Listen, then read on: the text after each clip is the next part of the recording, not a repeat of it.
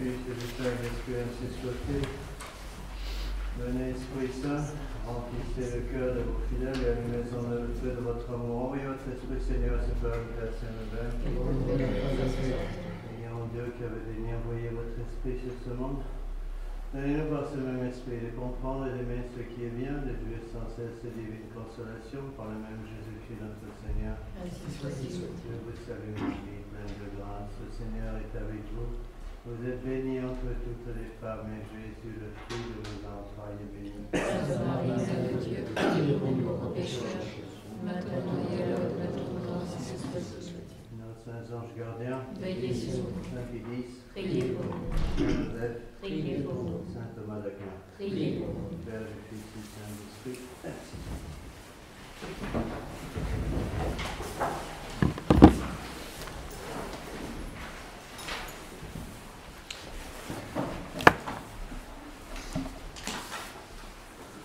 Bon, je vais vous parler aujourd'hui d'un sujet passionnant mais peu connu, à savoir le Nouvel Âge.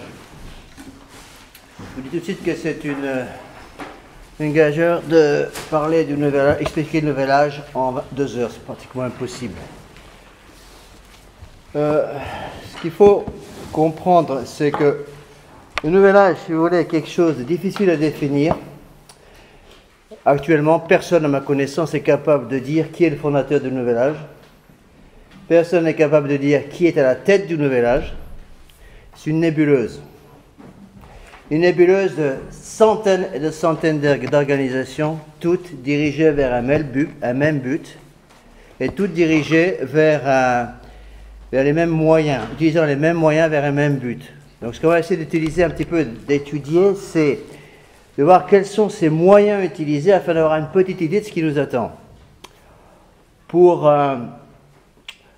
vous donner un exemple, même si elle n'est pas une des fondatrices du Nouvel Âge, c'est quand même une personne qui a exactement l'esprit du Nouvel Âge, donc l'esprit maçonnique, Elena Blavatsky. Elena Blavatsky, une Russe juive, autour des années 1875, a fondé une organisation maçonnique qui est certainement l'organisation maçonnique la plus dangereuse actuellement. Ça s'appelle la Société Théosophique. Elena Blavatsky a été suivie à sa mort. C'est une de ses amies qui a repris la direction de l'organisation maçonnique qui s'appelait Besant. Et je vais en parler plus tard. Pour vous donner une idée, je vais prendre ça comme exemple. Elena Blavatsky avait cette formule: nous sommes ici pour éradiquer le christianisme de la face de la terre. Ça vous donne déjà un peu la couleur des choses. Nous sommes ici pour éradiquer le christianisme de la face de la terre. Alors, pour comprendre un petit peu ce qu'est le Nouvel Âge, on est obligé de faire un peu d'histoire. Sinon, vous n'allez rien comprendre. Je considère, pour pas trop perdre de temps, je considère comme su et connu et étudié la conférence que j'ai donnée sur la Révolution il y a quelque temps. Je ne vous poserai pas de questions dessus parce que, bien entendu, vous savez tous par cœur ce que j'ai expliqué. Cependant, l'expérience vient montrer que vous oubliez tout ce que j'explique assez rapidement. On va au moins revenir sur certaines choses. Les différentes façons d'étudier la Révolution, différentes façons de la définir. La meilleure définition, c'est celle de Monseigneur Gaume, qui disait: la Révolution, c'est la haine formelle de tout ordre dans lequel l'homme n'est pas roi et Dieu tout ensemble. Donc la Révolution, c'est quoi? C'est le contraire de la révélation. Et on peut donc définir la Révolution ainsi, je pense que c'est la meilleure définition de Monseigneur Gaume, donc le refus, si vous voulez, de tout centrer sur Dieu, et on va centrer tout sur l'homme. Pour comprendre la Révolution, répondre rapidement à 4 questions. Je reprends ces choses-là, parce que sinon vous n'allez pas comprendre la conférence d'aujourd'hui. On appelle les 4 causes. Il y a plusieurs façons d'expliquer les 4 causes. Ça, c'en est une. Je veux dire, il y a plusieurs façons d'expliquer la Révolution. D'après saint Thomas, la meilleure façon de définir quelque chose, c'est de passer par les causes. Ça a été repris, c'est un texte qui a été écrit il y a au moins 30 ans par ma connaissance, M. Éric Taillade. Il y a d'autres auteurs du 19e siècle qui avaient un peu la même idée. Mais pour simplifier, on peut aller comme ça. Cause finale de la révolution, c'est répondre à la question où va-t-on? La cause finale de la révolution, c'est quoi? Quel est le but de la révolution? La destruction des âmes. La destruction des âmes. Après, la cause efficiente de la révolution, c'est-à-dire, qu'est-ce qui fait la révolution? Si le but de la révolution, c'est la destruction des âmes, qui sera l'auteur de la révolution? L'homme. Non. Satan. Satan, le démon. Le démon, alors on distingue les causes efficientes principales et les causes efficientes instrumentales. Le démon va utiliser des imbéciles. Il y en a plein dans le monde d'aujourd'hui, c'est pas ça qui manque. Donc il va utiliser toute une série de gens qui seront à la solde du démon, directement ou indirectement, en le sachant ou sans le savoir. Bon. Après, pour ces deux questions, il n'y a pas trop de problème, la plupart de nos fidèles acceptent ça. Là où c'est nettement plus intéressant, c'est d'étudier aussi ce qu'on appelle la cause matérielle. Bon, j'ai déjà expliqué tout ça, donc je repasse très rapidement. Cause matérielle d'une statue, par exemple, c'est le matériel utilisé, par exemple du bois ou la céramique. Bon. Quelle est la cause matérielle de la révolution? C'est-à-dire, avec quel genre de choses, si vous voulez, quel est le genre de matériel qu'utilise la révolution? Ben, Saint-Pédis va répondre dans son encyclique Pascendi, l'orgueil, l'ignorance. L'orgueil, l'ignorance et la curiosité. Donc, je vais répondre là-dessus. L'orgueil, toujours l'orgueil, n'oubliez pas que si la cause efficiente de la révolution, c'est le démon, ne soyez pas étonnés que la cause matérielle soit l'orgueil. L'orgueil, la curiosité, l'amour des nouveautés. En fait, il y en a trois. Parce que curiosité et amour des nouveautés, c'est un peu la même chose. Et puis surtout l'ignorance. D'accord? Jusqu'à là, la plupart de nos fidèles, au moins acceptent cause finale et cause efficiente, ont beaucoup plus de mal avec la cause matérielle, de ne pas entendre parler de la dernière cause, qui est la cause formelle. La cause formelle, c'est ce qui donne la forme à la révolution. Prenez un bout de bois, faites pas une statue avec un bout de bois sans donner une forme à ce bois. D'accord? Ce qu'on appelle la cause formelle. La question est donc celle-ci, et si on répond à cette question, on a déjà compris la moitié de la révolution. Quelle est si vous voulez, la forme qui est utilisée par le démon pour faire rentrer la révolution dans les esprits afin d'obtenir la destruction des âmes? Est-ce qu'il y en a d'entre vous qui se rappellent? J'ai déjà expliqué ça plusieurs fois. J'avoue que c'était il y a assez longtemps. Le processus démocratique.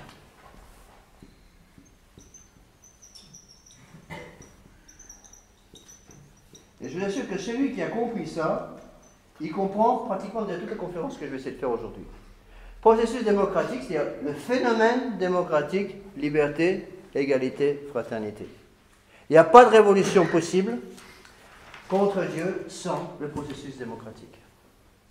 Est-ce que vous me suivez?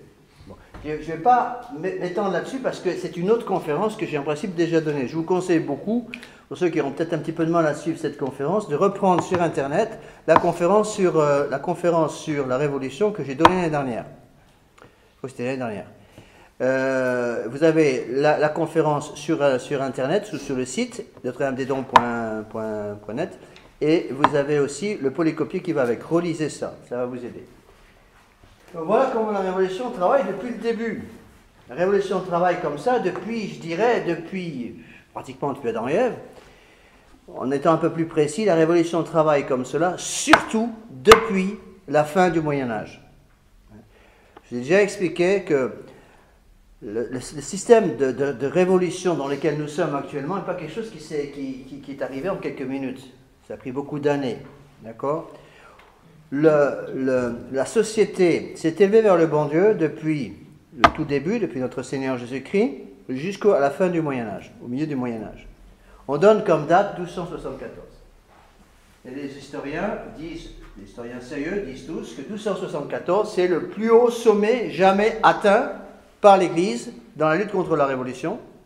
Le plus haut sommet jamais atteint pour obtenir une société centrée sur Dieu. Pourquoi 1274? Qu'est-ce qui est mort en 1274? Saint Thomas d'Aquin. Saint Thomas d'Aquin, Saint Bonaventure. Donc l'Église, si on voulez, va élever la société jusqu'en 1274, et après le démon va reprendre en partie le pouvoir en faisant dégringoler la société. Après 1274, le 14e siècle, qu'est-ce qui se passe au 14e siècle? La Renaissance, c'est l'humanisme. Après, vous avez quoi? 1717. Pardon, il y a 1517 d'abord, c'est quoi? Luther, protestantisme. 1717, la franc-maçonnerie. Après 1776, révolution aux États-Unis. 1789, révolution ici. Puis après, 1848, fondation de la première internationale par Karl Marx. 1917, révolution russe. Et 1962, révolution dans l'Église, non pas dans l'Église, mais chez les hommes d'Église, toutes ces idées condamnées par l'Église vont rentrer dans l'Église, non pas dans l'Église, mais chez les hommes d'Église, pour détruire les choses de l'intérieur. Toujours le même processus, le moyen, c'est l'esprit démocratique. Liberté, égalité, fraternité. Rappelez-vous, liberté, égalité, fraternité, cachés sous 3 noms, si je peux me les dire. Vatican II, c'est quoi? Liberté de conscience, ici. Donc la liberté de conscience, elle est là. Après l'égalité, la collégialité. Et la fraternité, l'écuménisme.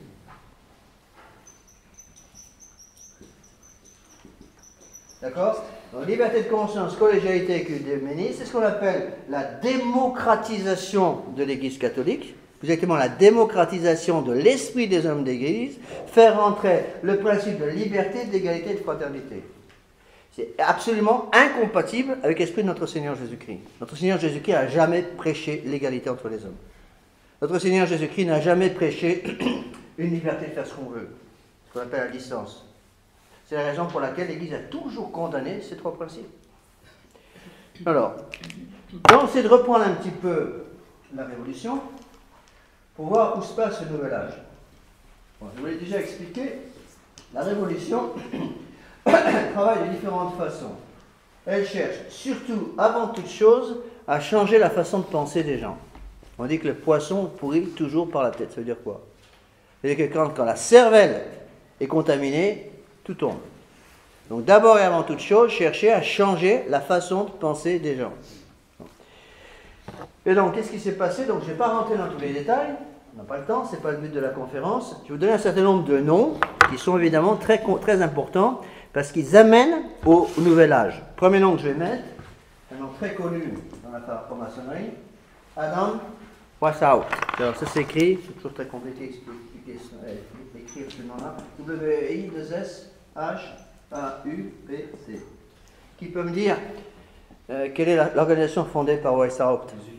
Les Illuminati. Quand on parle des Carbonari, quand on est parlé des Illuminati, c'est ce charmant personnage-là qui a fondé ça. D'accord?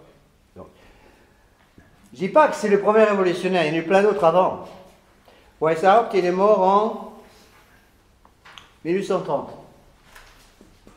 Donc il est évident qu'avant lui, il y a des tas d'autres révolutionnaires. Par exemple, Martin Luther. Par exemple, des Aguilliers, fondateur de la franc-maçonnerie en 1717. Mais pour faire court, je pars de Weishaupt, parce que Weishaupt, c'est les Carbonari, ce qu'on appelle les Carbonari, les Illuminati. Deuxième nom que je vais vous donner après cela, Elena Blavatsky.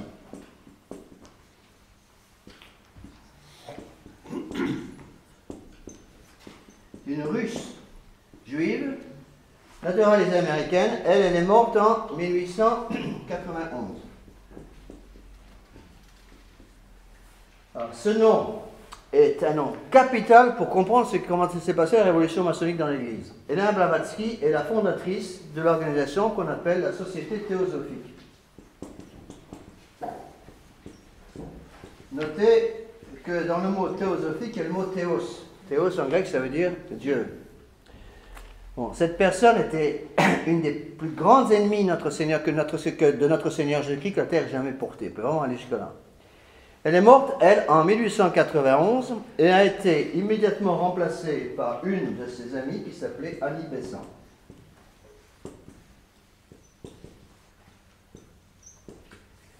Troisième, Weishaupt, Illuminati, E.N. Blavatsky, la Société théosophique. Troisième nom que je vais vous donner, je ne vais pas vous donner un nom, pardon, je vais ici. Je ne vais pas vous donner un nom parce qu'on n'en a pas, mais ce qu'on appelle le Nouvel Âge. Le vrai nom, c'est Nouvel Âge d'Aquarius.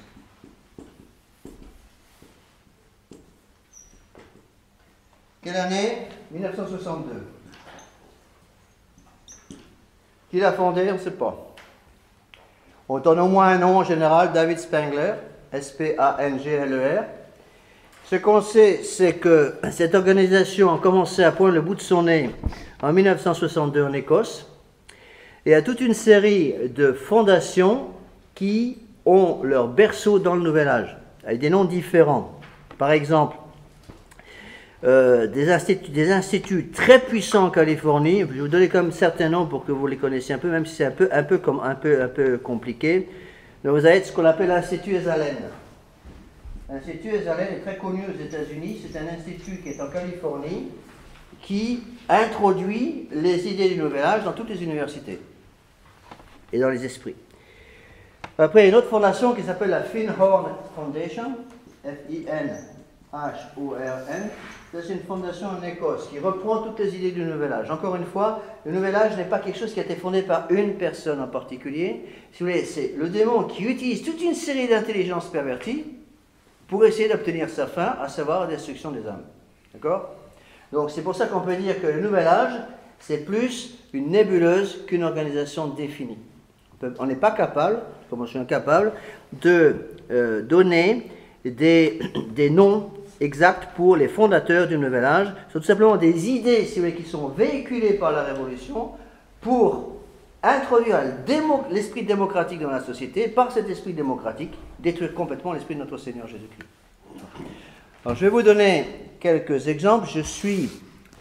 Bon, il y a beaucoup de livres qui ont été écrits sur le sujet. Je pense que le meilleur livre écrit sur ce sujet est un livre qui est signé par Epiphanius.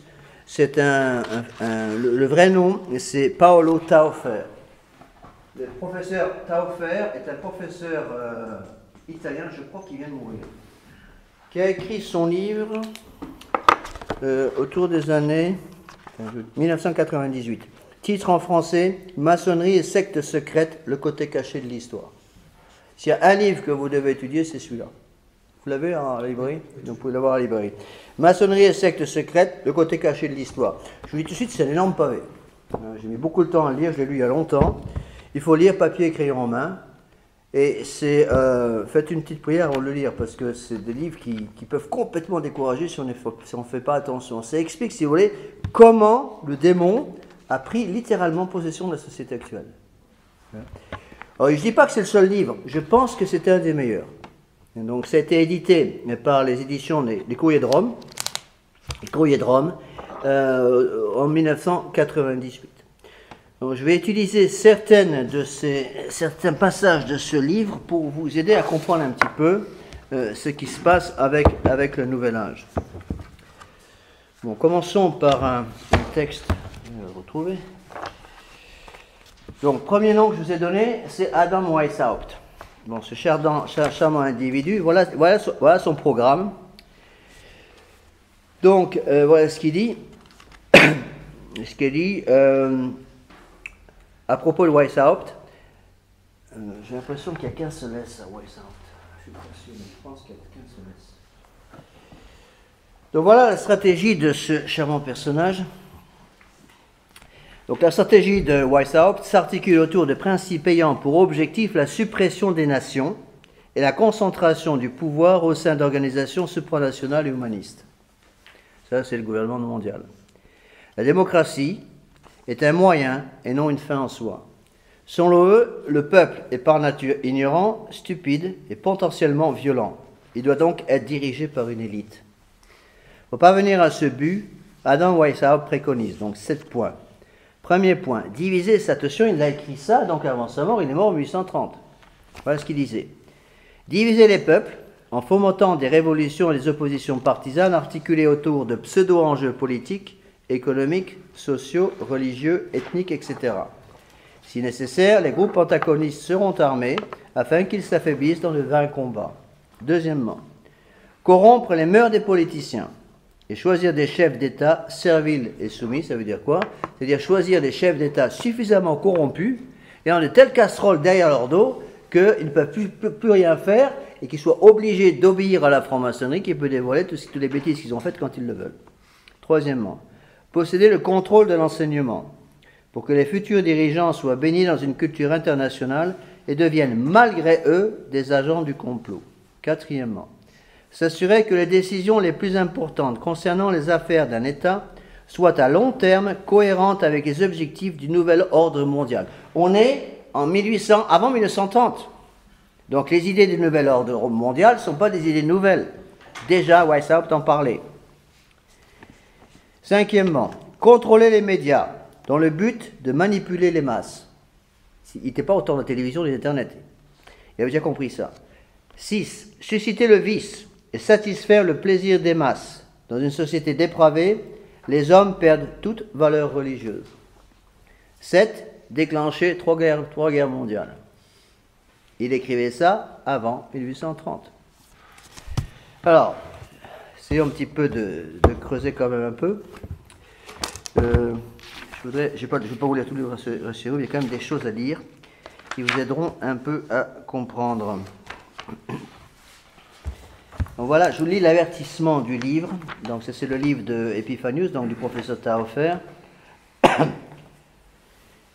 Il est indéniable, dit-il dans son introduction, son avertissement, que la Révolution s'est servie et qu'elle se sert à l'occasion de manière particulière de certains peuples ou de groupes politiques, de la même façon qu'il est indéniable que la maçonnerie a son siège depuis près de 2 siècles, plus de 2 siècles en Angleterre, que la France, avec Napoléon, a exporté la Révolution dans toute l'Europe, en semant des loges dans les territoires occupés, qu'en Italie, le Piémont a joué un rôle fondamental dans la destruction de l'ordre ancien, sans parler du rôle très important de l'humanisme italien au début de la révolution anthropocentrique. On ne peut...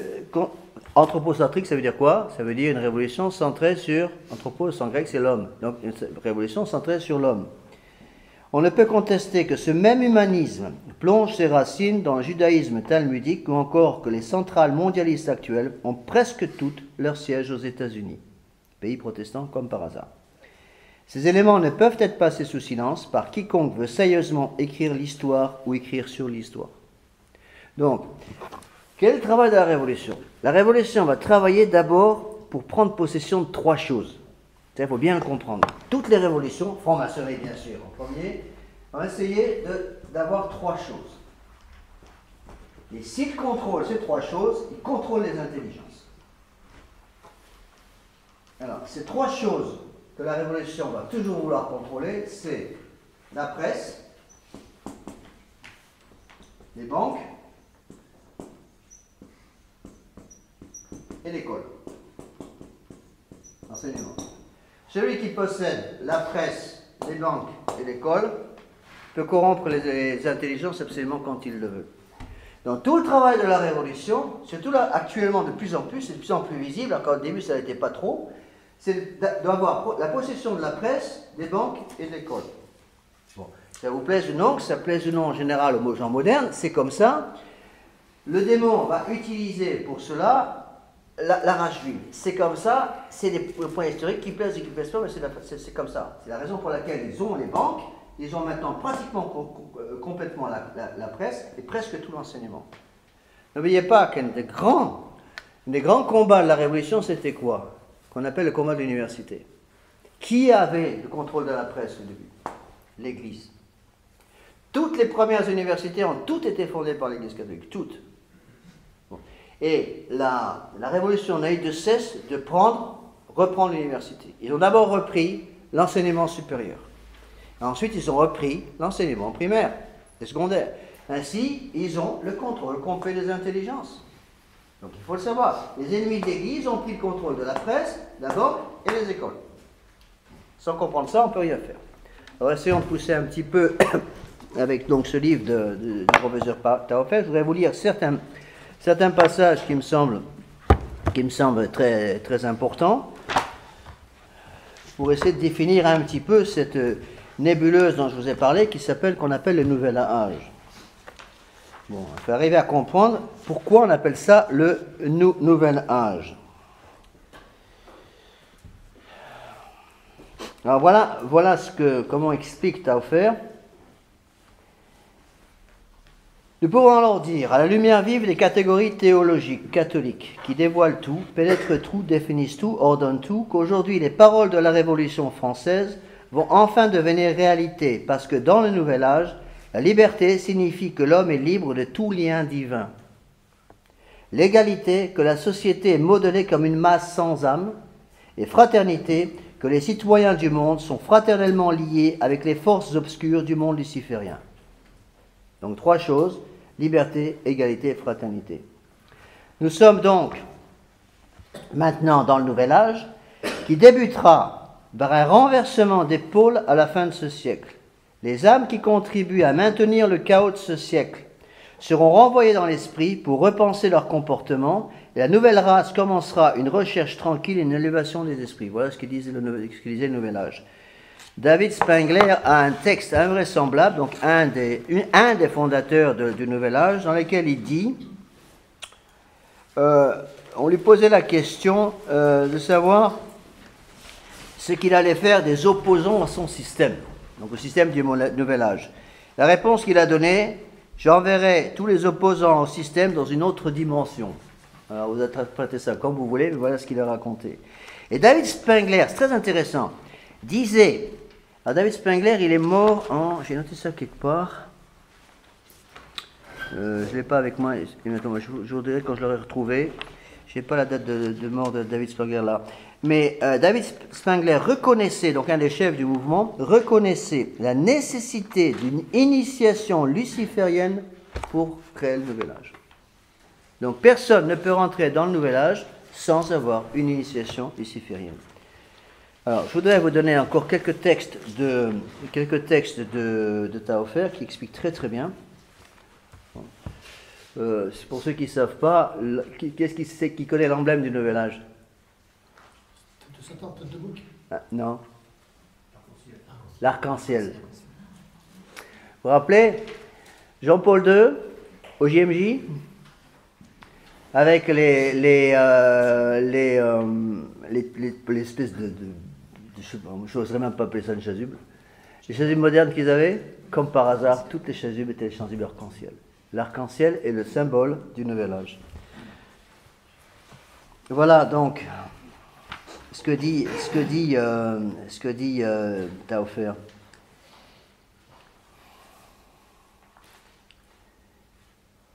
Le véritable cœur du problème est là. La raison d'être du nouvel âge, comme la religion de l'arc-en-ciel et la religion de la contre-église. Donc Taofer définit avec raison le nouvel âge comme la religion d'une contre-église, dans laquelle devront se confondre toutes les religions, succédanées dégénérées pour éteindre les soifs d'infini et de vérité qui accompagnent tous les hommes. C'est en effet sur des valeurs fondamentales que Lucifer et sa cour damnée ont imposé sur la terre leur guerre dans la tentative de substituer à l'adveniat regnum tuum ce blasphème adveniat regnum viri. Ça c'est absolument incroyable et je vous assure que ça aide à comprendre beaucoup de choses. Dans notre Père, c'est une preuve que le nouvel âge est d'abord la religion de la contre-église. Dans notre Père, qu'est-ce que vous dites? Adveniat regnum tuum. Bon, comme vous êtes tous des latinistes distingués, que votre règne arrive. Que le règne de qui? Que le règne de notre Seigneur arrive. Et qu'est-ce qu'ils ont transformé? Ils disent maintenant adveniat regnum viri. C'est-à-dire que vienne le règne de l'homme. C'est exactement ce qui se fait. Et Taofer donne un exemple invraisemblable. La pièce de 500 lire. Donc la République de Saint-Marin est une république italienne. Sur cette pièce de 500 lire, donc, il y a l'inscription Adveniat Regnum Viri. Donc, Adveniat Regnum Viri, donc voilà ce qu'il dit ici. Donc, cet Adveniat Regnum Viri qui apparaît déjà depuis quelques années sur certaines pièces de monnaie de 500 lire de la République de Saint-Marin, comme couronnement d'un tronc d'arbre brisé pour signifier la fin de l'ère chrétienne. Donc, si vous voulez, le Nouvel Âge, c'est une nébuleuse d'associations qui ont pour but de remplacer le pouvoir de Dieu par le pouvoir de l'homme. Donc de remplacer Dieu par l'homme. Alors pourquoi ça s'appelle Nouvel Âge? Il y a une raison. La civilisation chrétienne a toujours été appelée l'âge du poisson. Pourquoi? Parce que vous savez ça.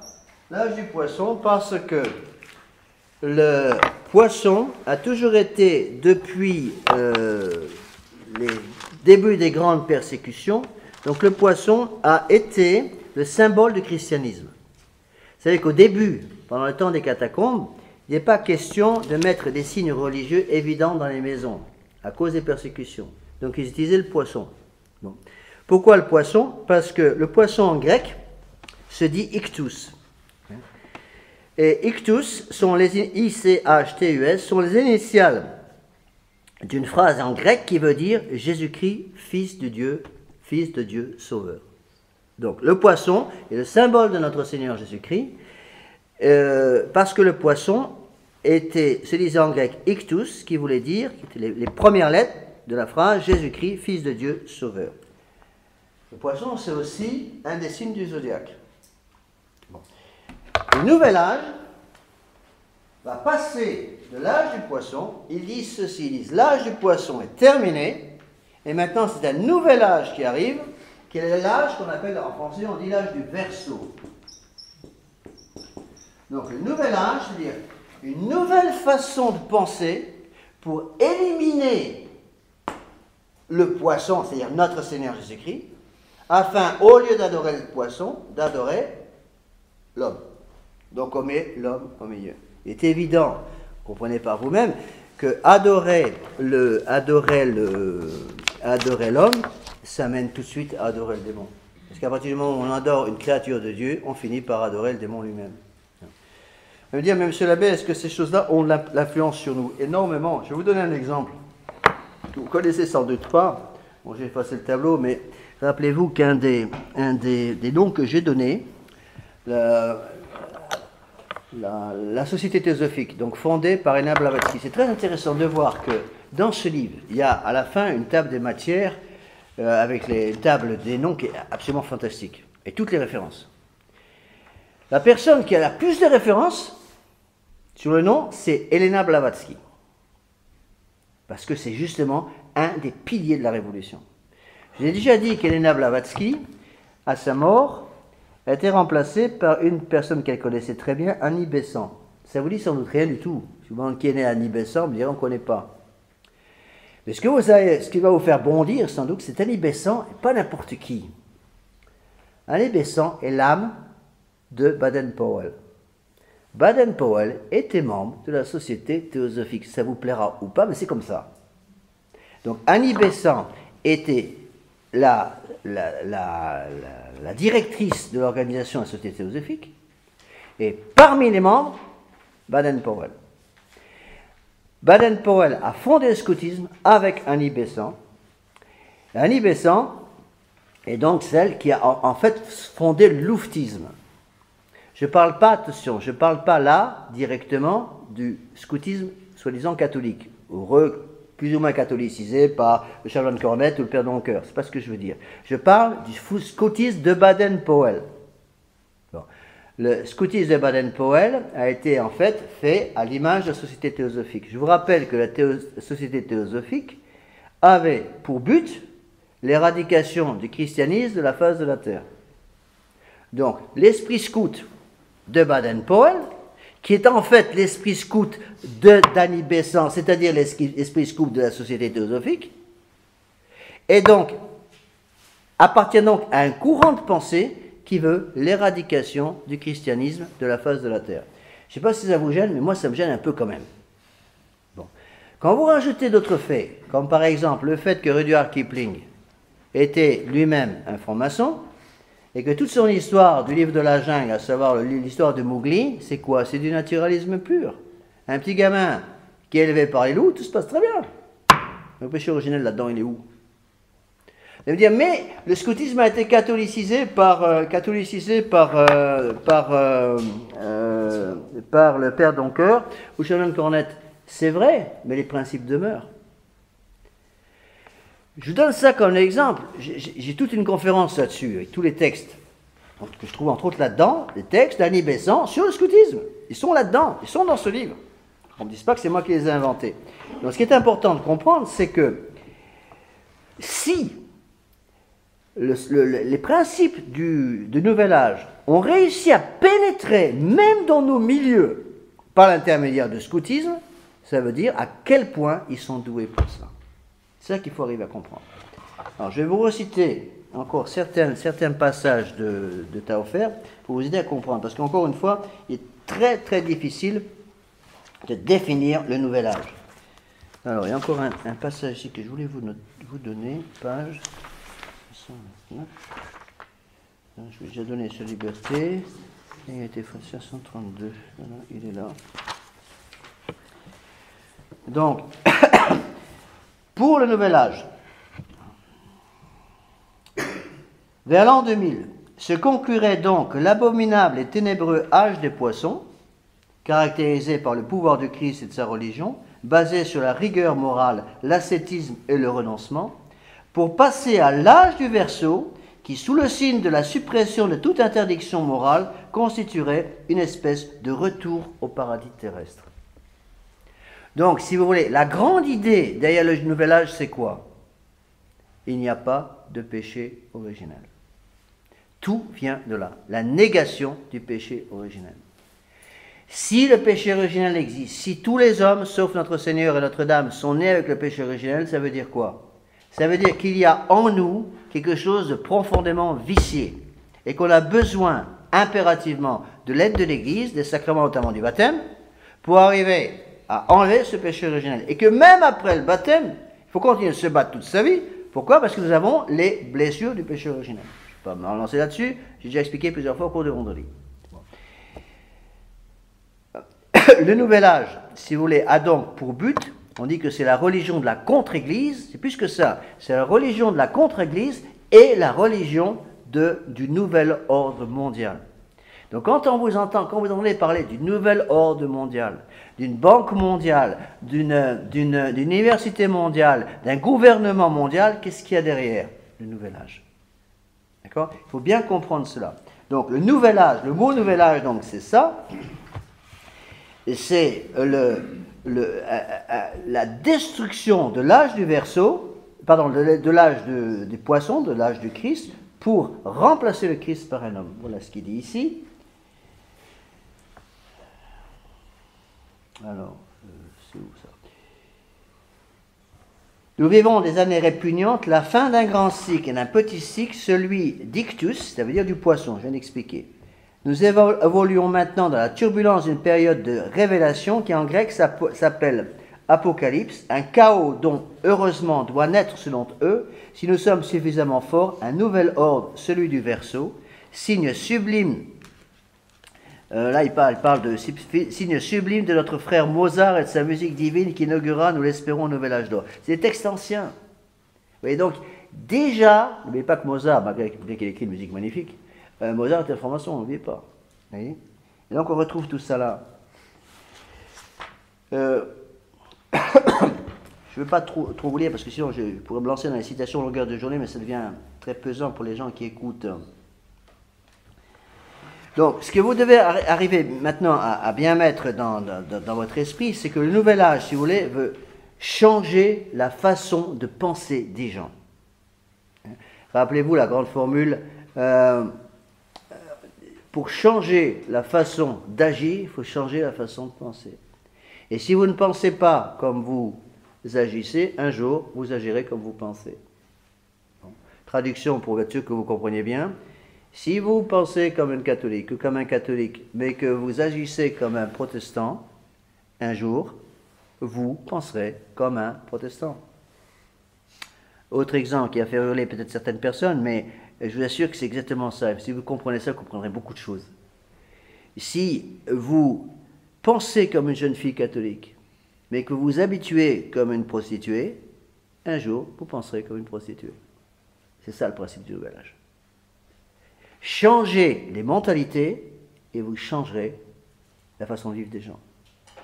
N'oubliez pas le but du nouvel âge, la cause finale qui est le but du nouvel âge, la damnation.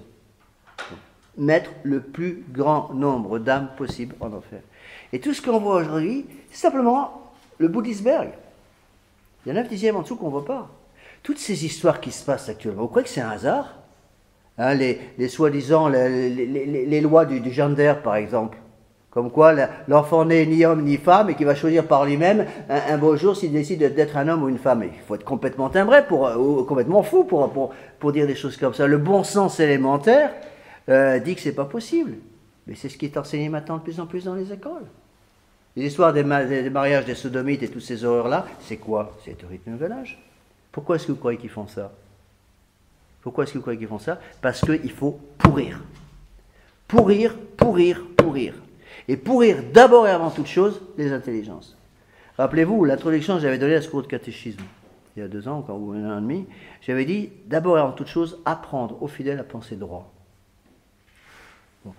Là, le nouvel âge dit, d'abord et avant toute chose, pourrir les intelligences pour que les gens ne soient plus capables de penser droit. Alors, vous allez me dire, mais ceci, monsieur l'abbé, est très décourageant. C'est vrai, c'est à la fois très décourageant et très réconfortant. Hein, je peux vous donner un exemple. C'est un peu comme on dit que le nouvel âge est un peu comme une énorme machine, un énorme jeu d'engrenage qui va tout écraser. Imaginez un jeu d'engrenage, si vous voulez, une espèce d'énorme tracteur, si vous voulez, d'énorme bulldozer qui écrase tout sur son passage. C'est ça le nouvel âge. Eh bien, pour bloquer un jeu d'engrenage, de quoi avez-vous besoin? Un petit grain de sable. Vous mettez un grain de sable, une petite pierre, entre 2 roues d'un engrenage, tout s'arrête.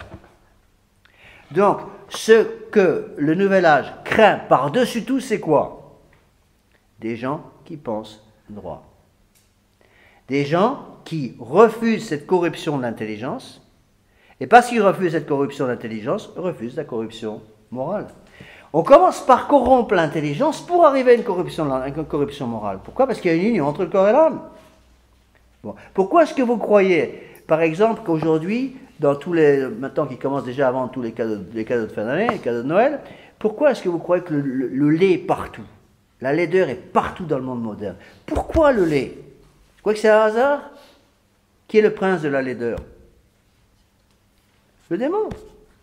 Donc, mettre dans les mains des enfants des choses laides pour arriver à leur faire accepter, qu'ils le veuillent ou non, le prince qui est derrière, à savoir le prince des démons, Lucifer lui-même. Comment on lutte contre ça? Par la beauté. Mais la beauté est presque introuvable aujourd'hui. J'ai trouvé quelque chose quelque chose de beau dans le monde moderne, c'est pratiquement impossible. Et c'est une des raisons d'ailleurs qui permet d'expliquer que la religion de Vatican II ne peut pas être la vraie religion. Vous voulez chercher l'église de Vatican II, cherchez le bâtiment le plus laid de la ville. Et vous avez l'église. Dans les églises modernes de Vatican II, c'est comme ça. Hein. Prenez l'église d'Évry, par exemple. Regardez par exemple l'église, comment elle s'appelle, Notre-Dame de Lourdes, non? Qui est absolument affreuse, faite en bloc en parpaing, là. Eh bien, c'est ça. Pourquoi est-ce que vous croyez? Les gens pensent, mais c'est simplement un changement de goût. C'est le style d'aujourd'hui. C'est pas du tout le style d'aujourd'hui. C'est un vieux style. C'est le style de quoi? C'est le style du démon. Mettre, si vous voulez, infuser la laideur, la corruption par tous les pores de la société, faire que les gens ne puissent plus vivre sans être en contact avec ces laideurs, afin de corrompre l'intelligence. Si on corrompt l'intelligence, on corrompra les mœurs facilement. Et si on corrompt les mœurs, à ce moment-là, on aura les âmes. C'est la raison pour laquelle le nouvel âge a toujours eu comme point fondamental d'obtenir le contrôle de ces 3 choses dont je viens de vous parler, les banques, l'école et la presse. Et c'est ce qui se passe actuellement. Ce qui se passe actuellement. Regardez par exemple l'influence du cinéma, l'influence des médias dans le monde actuel, c'est absolument incroyable. Qui contrôle ça? Pas n'importe qui. Et je suis sûr que si on a compris ces choses-là, on comprend beaucoup de choses. Alors essayons de développer un petit peu. Encore une fois, il y a tellement de choses à dire, si vous voulez, sur le nouvel âge, que j'essaie de faire un petit peu une réduction en 2 heures, mais c'est presque impossible. Bon. Pour comprendre qu'on est obligé de faire un choix, si vous voulez, il faut remonter à ce qu'on appelle les devoirs. Donc, ceux qui ont fait l'exercice connaissent bien la méditation fondamentale des 2 étendards, c'est ça. Qu'est-ce que dit saint Ignace? Ou l'étendard du démon, ou l'étendard de notre Seigneur Jésus-Christ. Qu'est-ce qui a marqué sur l'étendard de notre Seigneur Jésus-Christ? Pauvreté, chasteté, obéissance. Qu'est-ce qui a marqué sur l'étendard du démon? Liberté, égalité, fraternité. C'est comme ça. Donc, où on va avec le démon, et à ce moment-là, on a quoi? On a la richesse, les honneurs, l'orgueil. Où on va avec notre Seigneur Jésus-Christ, on a le contraire. Les humiliations, la pauvreté, le mépris des hommes. Vous voyez? Donc, si vous voulez, le nouvel âge, et tous ceux qui travaillent sciemment ou inconsciemment avec le nouvel âge, ont peur que d'une seule chose, des gens qui pensent droit. Donc des gens dont on ne peut pas, si vous voulez, manipuler les intelligences. C'est la raison pour laquelle le monde moderne a tellement peur de vous et de nous. Un prêtre catholique qui fait son boulot de prêtre catholique, un prêtre catholique, un fidèle catholique, un père de famille catholique, une mère de famille catholique, qui tout simplement fait son travail de mère de famille catholique, de père de famille catholique, c'est quoi? C'est ça, le petit grain de sable dans le rouage. Ça bloque tout. Ça bloque tout. Et c'est la raison pour laquelle ils font tout maintenant pour s'introduire dans les familles, afin d'arriver à détruire de l'intérieur toutes ces familles encore catholiques. Et tant qu'il y aura encore une famille catholique, tant qu'il y aura un prêtre catholique qui célèbre la messe traditionnelle, la révolution n'aura pas vaincu. C'est la thèse dont je vous ai sans doute déjà parlé, qui est sans doute vraie, qui dit que la fin du monde coïncidera avec la mort du dernier prêtre qui dira la vraie messe. Pourquoi? Parce que le jour où le dernier prêtre qui dit la vraie messe sera assassiné, il n'y aura plus de présence réelle. Qu'est-ce qui tient le monde? Encore, je dirais, au moins un petit bout de vie. C'est un sacrement. Notre Seigneur. Notre Seigneur Jésus-Christ, bien sûr, notre Seigneur Jésus-Christ est Dieu, mais notre Seigneur Jésus-Christ, si vous voulez, il prend soin de sa société, il a voulu créer une société théocentrique, centrée sur Dieu, centrée sur l'Église. Quel est le centre de l'Église catholique? Le centre de l'Église catholique, c'est la messe. Le centre de l'Église catholique, c'est le tabernacle. C'est ça le centre de l'Église catholique. Vous rentrez dans l'Église de Vatican II, quel est le centre? La chaire à prêcher, le micro. C'est l'homme. Vous voyez, d'où l'importance pour chacun d'entre nous, si vous voulez, de réaliser ces choses-là et de se former pour éviter de se laisser complètement contaminer par ces choses-là. Alors, prenez un petit peu le papier que je vous ai donné, là, donc le document sur le nouvel âge. Encore une fois, c'est un petit peu une gageure de vouloir tout expliquer en 4 pages, c'est impossible, hein, c'est un résumé. J'ai pris sur pas mal d'auteurs. On va essayer d'expliquer un petit peu ça ensemble. Donc, le nouvel âge du Verseau est difficile à définir. Cette organisation qui voit le jour en Écosse en 1962 se présente comme un amas hétéroclite sans aucun ordre, un peu comme un orchestre composé de divers instruments, mais sans chef d'orchestre apparent. Alors, de temps en temps, ils changent de chef d'orchestre. C'est toujours la même musique. Toujours. Depuis la révolution dite française, même américaine de 1776, c'est toujours la même musique qui est jouée. Quel est le titre de cette musique? Liberté, égalité, fraternité. On change de chef d'orchestre, on prétend lutter contre les erreurs du passé, et on continue la même chose. C'est ça qu'il faut déjà faire très attention, pas se faire rouler par les mots. Par exemple, les gens actuellement, combien de fois j'ai entendu ça, et même ici, même parfois chez certains fidèles, le gouvernement actuel est épouvantable parce que le gouvernement actuel est en train de faire passer des lois épouvantables pour le mariage des sodomites. Qui a préparé toutes ces lois? Des gouvernements dits de droite, attention.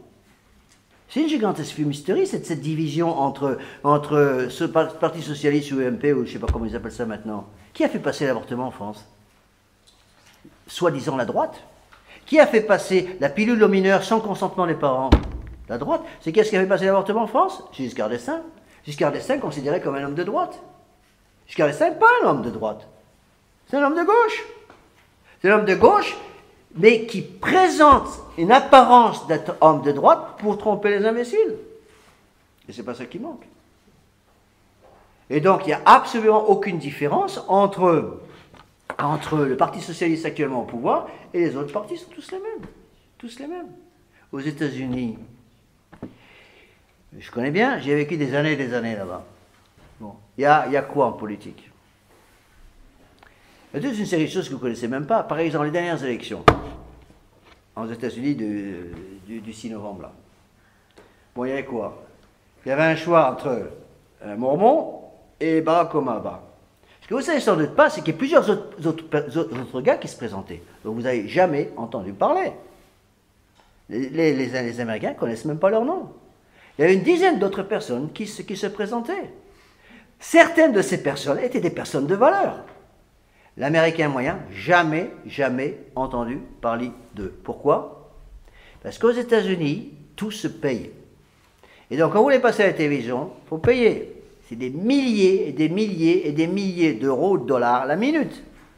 C'est la raison pour laquelle les deux principaux antagonistes, Romney et Obama, sont obligés de faire des appels de fonds partout pour arriver à financer leur campagne. La plupart de nos catholiques aux États-Unis sont convaincus que le système américain démocratique est merveilleux. La preuve, nous avons le choix entre les républicains et les démocrates. J'ai beaucoup de mal à expliquer à mes chers fidèles, vous avez le choix entre noir et blanc et noir. Ça veut dire quoi? Ça veut dire que vous avez le choix entre un bandit et un autre bandit. C'est ça. Avec les démocrates, on meurt en 2 ans. Avec les républicains, on meurt en 2 ans et demi. La différence, elle est où? Elle n'existe pas au niveau des racines. C'est les mêmes idées. Qui est la base de tout le système promu par Obama. Liberté, égalité, fraternité. Qui est la base de tout le système promu par Romney. Liberté, égalité, fraternité. C'est les mêmes choses. Les mêmes idées. Il va me dire, mais il croit en Dieu. C'est vrai, il croit en Dieu. Sur tous les billets d'un dollar américain, qu'est-ce que vous avez comme formule? In God we trust. Nous avons confiance, nous croyons en Dieu, oui. C'est facile de dire nous croyons en Dieu. Alors, ce Dieu-là, Hollande doit y croire aussi. C'est qui ce Dieu-là? C'est le grand architecte de l'univers. Et le grand architecte de l'univers, c'est qui? C'est Dieu des francs-maçons. Vous voyez, donc il est capital d'arriver à utiliser son intelligence pour dépasser, si vous voulez, les clichés qu'on essaie avec lesquels on essaie de vous pourrir l'intelligence. C'est capital. Donc, reprenons un peu, donc, toujours page 1 du texte que vous avez sous la main, donc le polycopier. C'est un polycopier que j'écris il y a des années, hein, mais c'est toujours valable. Donc le nouvel âge est davantage quelque chose de négatif que quelque chose de positif. Il représente une nouvelle forme de pensée, l'établissement de nouvelles valeurs morales pour un nouveau style de vie, une nouvelle façon d'être, pour un nouvel âge, c'est-à-dire une nouvelle civilisation construite sur les ruines de l'ancienne civilisation catholique. Rappelez-vous le texte que je vous ai cité, la doctrine du nouvel âge, c'est la contre-église. C'est la religion de la contre-église. Le nouvel âge est une religion. C'est une religion, si vous voulez, qui est une religion universelle, qui veut un ordre mondial, qui veut un gouvernement mondial, et qui veut une façon de penser unitaire pour tous les membres, les gens du monde entier. Donc c'est ça le nouvel âge. Donc le nouvel âge, si vous voulez, c'est avant toute chose un changement de pensée. Changer la façon de penser les gens pour changer la façon de vivre des gens. Notez une chose très importante, c'est que l'inverse est également vrai. Quand on change la façon de penser des gens, on va changer la façon de vivre des gens, d'accord? Et si vous changez la façon de vivre des gens, vous changez aussi la façon de penser. C'est la raison pour laquelle la Révolution partout dans le monde travaille sur les changements au niveau pratique pour changer les habitudes des gens, les habitudes de vie des gens. Et ainsi on détruit tout. Je donne un exemple. À comprendre avec un exemple. Le jean pour les femmes. Bon, j'ai rien contre les femmes, je dis tout de suite, hein, parce que n'oubliez pas que derrière toutes ces femmes qui sont en train de nous détruire la civilisation actuelle dans le monde moderne, il y a aussi des hommes qui n'ont pas leur boulot. Et si les pères de famille avaient fait leur boulot, ben je suis sûr qu'on n'en serait pas là où on en est. Hein. Donc je donne ces exemples parce qu'ils sont plus faciles à comprendre. Le jean, c'est pas n'importe quoi. Pourquoi est-ce que vous croyez que pratiquement toutes les femmes aujourd'hui sont en jean? Les femmes modernes, je ne parle pas de vous, bien entendu. Parce que j'ose espérer que vous n'en mettez pas. Et pourquoi? Le jean, c'est quoi? C'est un symbole. C'est symbole de quoi? Qui peut me dire quel est le symbole qu'il y a derrière le jean? La femme libérée. La femme libérée. Liberté de women. C'est ça. Hein? Une autre révolutionnaire extrêmement importante, peut-être aussi importante, mais autant de dégâts que Blavatsky ou Annie Besant, c'est Margaret Sanger.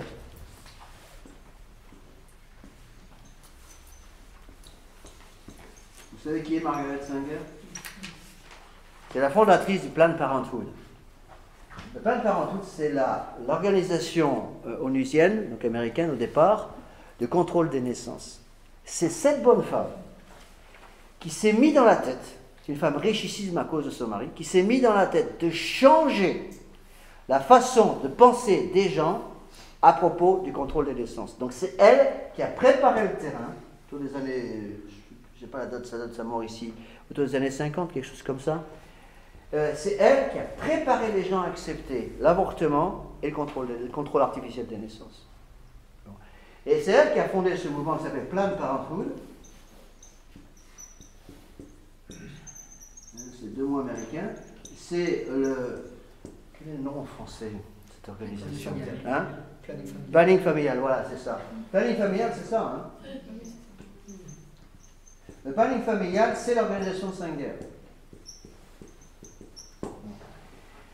Planning familial est une organisation révolutionnaire qui marche complètement main dans la main avec le nouvel âge et qui reçoit des millions et des millions dans tous les pays du monde, de tous les gouvernements mondiaux, pour justement arriver à augmenter la perversité et avoir comme ligne de mire, la ligne de mire de Margaret Sanger, c'était quoi? Qu'est-ce qu'elle a voulu détruire?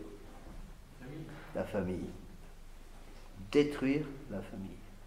Pour détruire la famille, donc ils ont utilisé plusieurs choses, la pornographie, et ils ont utilisé surtout la femme libérée, l'esprit de la femme libérée. C'est mettre dans l'esprit des femmes qu'elles ont été esclaves pendant des siècles et des siècles. Et en fait, il faut que vous arriviez à expliquer ça à vos enfants. La femme était esclave avant notre Seigneur Jésus-Christ. On le voit très bien dans les civilisations avant notre Seigneur Jésus-Christ. Prenez la civilisation romaine, prenez la civilisation égyptienne, toutes les anciennes civilisations, la femme était une esclave. Bon, pratiquement, le Romain, avant notre Seigneur Jésus-Christ, a le droit de vie et de mort sur ses enfants, y compris sur sa femme, dans certains cas. Bon. Donc, l'Église a hissé la femme pour la mettre littéralement sur un pinacle, en utilisant surtout la dévotion à notre Seigneur Jésus-Christ. N'oubliez pas que la plus grande sainte après notre Seigneur Jésus-Christ, c'est une femme. Pas oublier ça. Hein? Notre-Dame.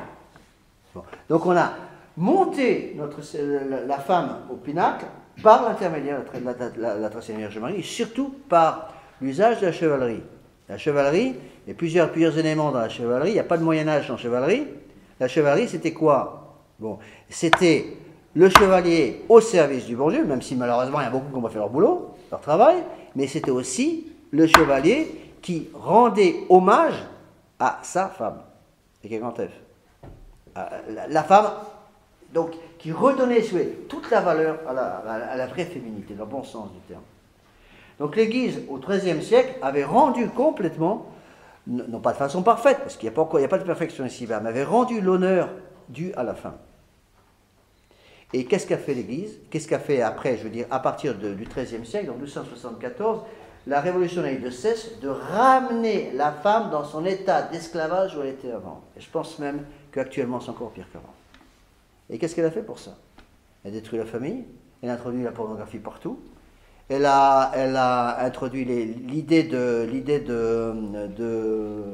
planning familial, c'est-à-dire l'idée que la femme n'est plus faite pour donner des enfants, la femme est faite pour donner du plaisir.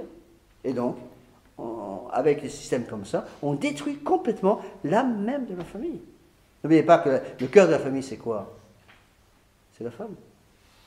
Et c'est la raison pour laquelle on ne peut pas arriver à faire une contre-révolution sans redonner la véritable dignité à la femme. Ils ont fait la même chose avec l'homme. Avec l'homme, ils ont travaillé de façon différente. Comment ils ont fait pour détruire l'homme? Pour détruire l'homme, ils ont détruit le principe d'autorité. Pour détruire la femme, si vous voulez, ils ont corrompu la femme. En général, pas vous, j'espère que non. Ils ont corrompu la femme par l'impureté, par les modes surtout, pour présenter la femme comme un pur objet de plaisir. Et l'homme, ils l'ont complètement détruit en détruisant le principe d'autorité. Les hommes n'osent plus se faire respecter, n'osent plus diriger comme ils doivent diriger en tant que chef de famille. Et tout s'écroule. La famille étant la cellule de base de la société, tout s'écroule. Avançons un petit peu. Donc, changeons la façon de penser des gens et nous changerons leur façon de vivre. S'ils ne vivent pas comme ils pensent, ils seront un jour obligés de penser comme ils vivent. Donc, le nouvel âge a ce but, créer dans les esprits des nouveaux besoins. Ça, c'est la deuxième colonne de la page 1 de votre texte, donc le nouvel âge, là, pour les copier. Donc, comment on va travailler le nouvel âge? Encore une fois, le nouvel âge, je vous ai expliqué, c'est une nouvelle façon de penser. Donc, vous tapez sur Internet nouvel âge, vous aurez des milliers et des milliers d'organisations. Il y en a partout. Partout. Le nouvel âge, par exemple, ça va peut-être faire bondir certaines personnes, le nouvel âge a aussi une connexion très nette, mais est-ce que ça ne va pas plaire à certaines personnes, avec le processus des aliments biologiques.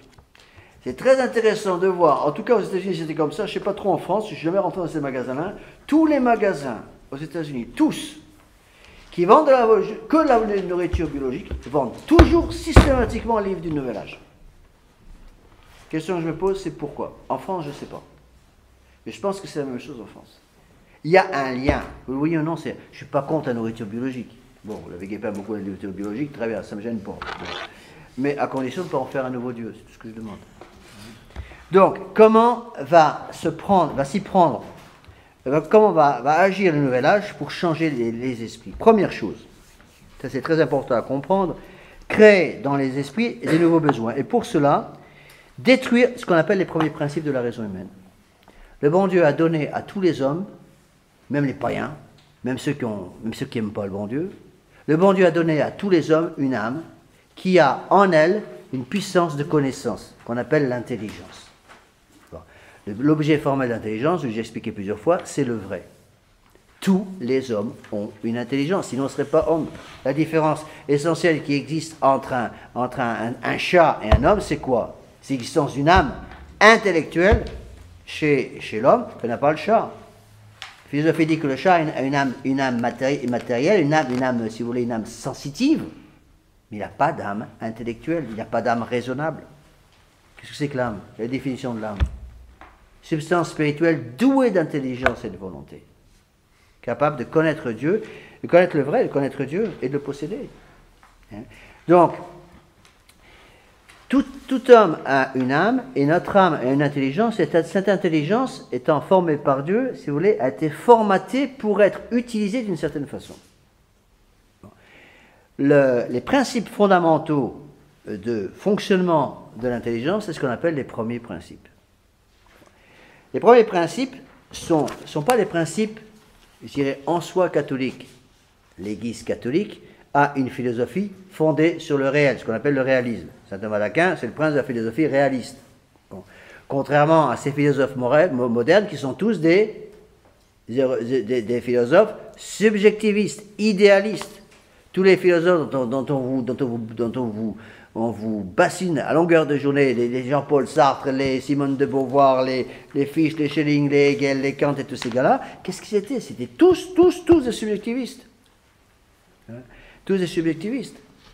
On saura par exemple qu'au soir du jugement, les dégâts par exemple qu'on provoquait dans les universités, j'étais en plein dedans, les dégâts provoqués dans les universités, par exemple par la philosophie de Sartre, ou surtout la philosophie derrière la psychanalyse de Freud. Vous voyez ? Pourquoi? Parce que ça a corrompu les intelligences. Et donc, puisque toutes les intelligences, même sans être catholiques, toutes les intelligences travaille à partir de premiers principes. C'est d'ailleurs d'abord ces premiers principes que le Nouvel Âge va essayer de faire sauter. Le premier principe, le premier de tous, c'est ce qu'on appelle le principe de non-contradiction, en bas de la page 1. C'est un premier principe qui est connu depuis des générations, puisque Platon et Aristote en parlaient déjà. Donc 5 siècles avant notre Seigneur Jésus-Christ. Voilà comment s'énonce ce premier principe. Une même chose ne peut être et ne pas être en même temps et de la même façon. Bon. Il y a d'autres premiers principes. Ça veut dire une même chose ne peut pas être et ne pas être en même temps et de la même façon. C'est-à-dire une chose ne peut pas être vraie et fausse en même temps. Ou c'est vrai ou c'est faux. Ça peut pas être vrai et faux. Bon. Un autre premier principe, par exemple, extrêmement important, c'est le principe de causalité. Le principe de causalité dit quoi? Le principe de causalité dit qu'un effet ne peut pas venir sans cause. C'est évident. C'est évident pour vous parce que vous êtes catholique, mais pas pour les modernistes, pas pour les gens du monde moderne. Un effet ne peut pas venir sans cause. S'il y a un effet, c'est qu'il y a une cause.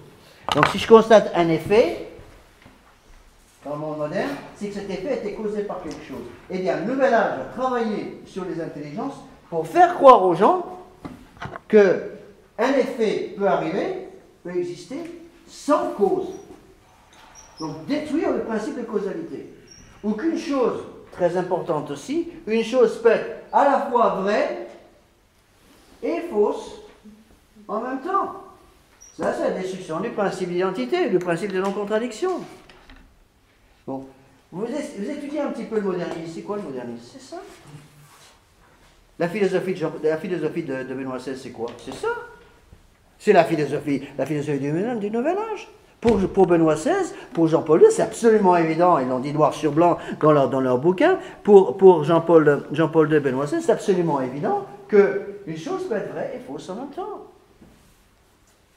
Rappelez-vous, j'ai déjà donné cet exemple, quand vous demandez à un moderniste, vous dites à un moderniste, le pape Pie IX a condamné la liberté de conscience en 1864 dans l'encyclique Contra Courant en disant que c'était une liberté de perdition, une insanité. Est-ce que c'est vrai? Ils vont répondre, oui, monsieur l'abbé, c'est parfaitement exact. Après vous dites, mais Vatican II enseigne le contraire, en disant expressément que la liberté de conscience est une liberté qui doit être reconnue non seulement par les consciences, mais par tous les États. Vrai ou faux? Vrai pour eux. Donc vous allez dire aux gens, si vous avez utilisé le principe de non-contradiction, et dire, vous voyez, il y a une contradiction entre l'enseignement de Pie IX en 1864 et l'enseignement de Vatican II de 1965. Qu'est-ce que va vous dire quelqu'un du Nouvel Âge, quelqu'un qui a un esprit complètement tordu par les idées du Nouvel Âge? Il va vous dire, il n'y a aucune contradiction. La liberté de conscience était condamnée par l'Église en 1864, parce que ça correspondait à une situation donnée. Et la liberté de conscience, aujourd'hui, est considérée comme une chose d'absolument nécessaire, parce que la situation a changé. Donc il n'y a plus de vérité. La vérité de 1864 n'est tout simplement plus la vérité de 2012. Ça y est. C'est comme ça qu'ils font. Et quand vous leur dites, mais attendez, qu'est-ce que vous faites, est-ce que vous croyez en l'infaillibilité pontificale? Qu'est-ce que va vous répondre un moderniste? Bien sûr, j'y crois. Il va vous dire, j'y crois. Et si vous demandez à un moderniste, est-ce que vous croyez que le pape Pie IX en 1864, condamnant la liberté de conscience en disant que c'est une liberté de perdition et une insanité, est-ce qu'il était infaillible? Il va vous répondre, ben oui, bien sûr qu'il est infaillible. Mais Vatican II dit le contraire. Bien sûr. Et Vatican II est aussi infaillible. Alors, comment on met les deux choses ensemble? C'est que tout simplement, pour eux, il n'y a plus de premier principe. Donc une chose peut être vraie et fausse en même temps. Ça dépend tout simplement de l'âge, de l'époque de l'histoire du monde dans laquelle on se place. Vous comprenez? Donc, Pie IX avait parfaitement raison de condamner la liberté de conscience en 1864, et Vatican II a parfaitement raison, d'après eux, d'encenser la liberté de conscience en 1965. Et comme ça, on détruit tous les fondements même de l'Église. Pour détruire les fondements de l'Église, qu'est-ce qu'ils ont fait? Ils ont voulu détruire tout simplement les premiers principes. Donc on détruit le principe d'identité, on détruit le principe de causalité, on détruit le principe de non-contradiction. Pour que les gens n'aient plus dans leur cervelle, en quelque sorte, une espèce de garde-fou intellectuel qui les remette sur le bon chemin. N'oubliez pas que ce qu'on appelle les premiers principes sont les premiers principes intellectuels qui n'ont rien à voir en soi avec la foi catholique. Ce n'est pas une question de foi. Quand je dis qu'il ne peut pas y avoir d'effet sans cause, il y a besoin d'être catholique pour comprendre ça? Non. Quand les gens me disent « Ah, monsieur l'abbé, les modernes, souvent quand on leur parle, ils nous disent « Oui, mais ce que vous dites, c'est plus valable aujourd'hui. Vous dites qu'il n'y a pas d'effet sans cause. Bon, moi, je crois, disent-ils, que les choses peuvent arriver sans être causées. » Je dis « Ah bon ?» Vous savez pas, je donne toujours le même exemple. Vous voyez cette montre, je leur dis, devinez quoi? Eh bien, hier soir, il n'y avait rien sur ma table, sur mon bureau, et je me suis relevé ce matin, devinez quoi, une montre, faite toute seule pendant la nuit. En plus, il y a un chronomètre qui marche vite. C'est fait tout seul pendant la nuit. Même le moderniste le plus endiablé, qu'est-ce qu'il veut dire? C'est pas possible. Mais attendez, vous venez de m'expliquer qu'il n'y a plus de premier principe. Donc c'était fait, une montre, est arrivé sans cause, personne ne l'a fait. Alors à ce moment-là, ils sont obligés de reconnaître, ah oui, mais là, il y a quelque chose qui ne joue pas, comme ils disent. Qu'est-ce qui ne joue pas? C'est tout simplement impossible. Qu'est-ce que vous croyez? Pourquoi croyez-vous, par exemple, que dans les sociétés du Nouvel Âge, ils poussent tant, une des choses, je vous ai dit, contrôle des écoles, ils poussent tant sur l'évolutionnisme? Pourquoi? Parce que l'évolutionnisme, c'est quoi? C'est la négation du principe de causalité, tout simplement. Les choses se font sans cause. Alors les modernistes ou les évolutionnistes de tout poil d'aujourd'hui, c'est ce qu'ils disent à longueur de journée, c'est ça le Nouvel Âge. Les idées du Nouvel Âge, elles sont là. L'homme descend du singe. Ah bon. Il nous explique, tout s'est fait par hasard. Alors, quand vous prenez par exemple la complexité d'une simple, toute petite cellule humaine, prenez la complexité, même pas d'une cellule, prenez la complexité de l'intérieur d'un noyau d'une cellule, prenez l'ADN par exemple, je ne vais pas vous faire un cours de biologie, mais la complexité d'une simple hélice d'ADN, pour la fabrication des protéines, c'est tellement compliqué que même encore actuellement, on ne sait pas exactement encore comment ça marche, on n'a pas tout découvert, on le découvre tous les jours. Et ils veulent nous faire croire que tout ça s'est fait sans cause. Et les modernes croient, mordicus, que ces choses-là se font toutes seules. Alors ils dépensent des millions et des millions pour essayer de prouver que tout vient du hasard. C'est impossible. C'est impossible. Pour ce que disait Georges Salé, un exemple qui était très vrai, il disait, si vous croyez à l'évolutionnisme tel qu'il est enseigné aujourd'hui dans les écoles modernes, ça veut dire que vous prenez, disait-il, dans un grand sac à 30 000 mètres d'altitude, dans un énorme sac, vous mettez toutes les pièces pour fabriquer un Boeing 747. D'accord? Toutes les pièces détachées, toutes détachées les unes des autres. Mais toutes les pièces, les ailes, les différentes parties des sièges, les moteurs et tout ça. Mettez tout ça dans un énorme sac à 30 000 mètres d'altitude. Vous ouvrez le sac, toutes les pièces détachées tombent, et par le plus grand des hasards, arrivent au sol avec un Boeing 747 parfaitement formé jusqu'à la peinture sur le fuselage. Et c'est ça. Et quand on explique ça aux gens, ils vous disent, c'est ridicule votre truc. Qu'est-ce qui est plus ridicule? De croire qu'un avion peut tomber en pièces détachées, se retrouver tout formé en bas, ou de croire qu'il y a une évolution depuis le Big Bang jusqu'à l'homme actuel. C'est bien plus bête de croire que l'homme s'est fait tout seul. Mais c'est exactement ça. Qu'est-ce qu'il y a derrière le Nouvel Âge? Toutes les idées du Nouvel Âge. Donc n'oubliez pas, la première des choses, absolument fondamentale à comprendre, c'est destruction des premiers principes. Principe d'égalité, principe d'identité, principe de causalité et principe de non-contradiction. C'est les trois premiers principes les plus importants. Donc. Deuxièmement, page 2. On est en haut de la page 2. Lisez, vous lirez tout ça par vous-même, je n'ai pas le temps de tout expliquer. Parce que je veux pas que je sois complètement frigorifié quand même, en vous gardant plus de 2 heures. Bon. détruire dans les esprits la distinction entre le Créateur et la créature. Ça, c'est capital. Donc, premièrement, on détruit le premier principe. En détruisant les premiers principes, on détruit l'usage normal de notre intelligence. Vous me suivez? Vous me suivez ou vous êtes complètement gelé? Bon, alors, il ne faut pas faire geler votre cerveau. Donc, on détruit d'abord les premiers principes. Deuxième chose, une fois que les premiers principes sont détruits, on supprime la distinction entre les créatures et le créateur. Voilà, les créatures et le créateur. Il y a, c'est du bon sens élémentaire, un créateur, et il y a des créatures. Créatures qui viennent du créateur, puisqu'un créateur est au-dessus, donc le créateur a des droits, et les créatures ont des devoirs. On commence l'exercice satinien avec cette explication. C'est la deuxième partie du principe des fondements. C'est ça. Donc, qu'est-ce que va faire le Nouvel Âge? Le Nouvel Âge va détruire, surtout par le contrôle des écoles, va détruire la distinction entre la créature et le créateur.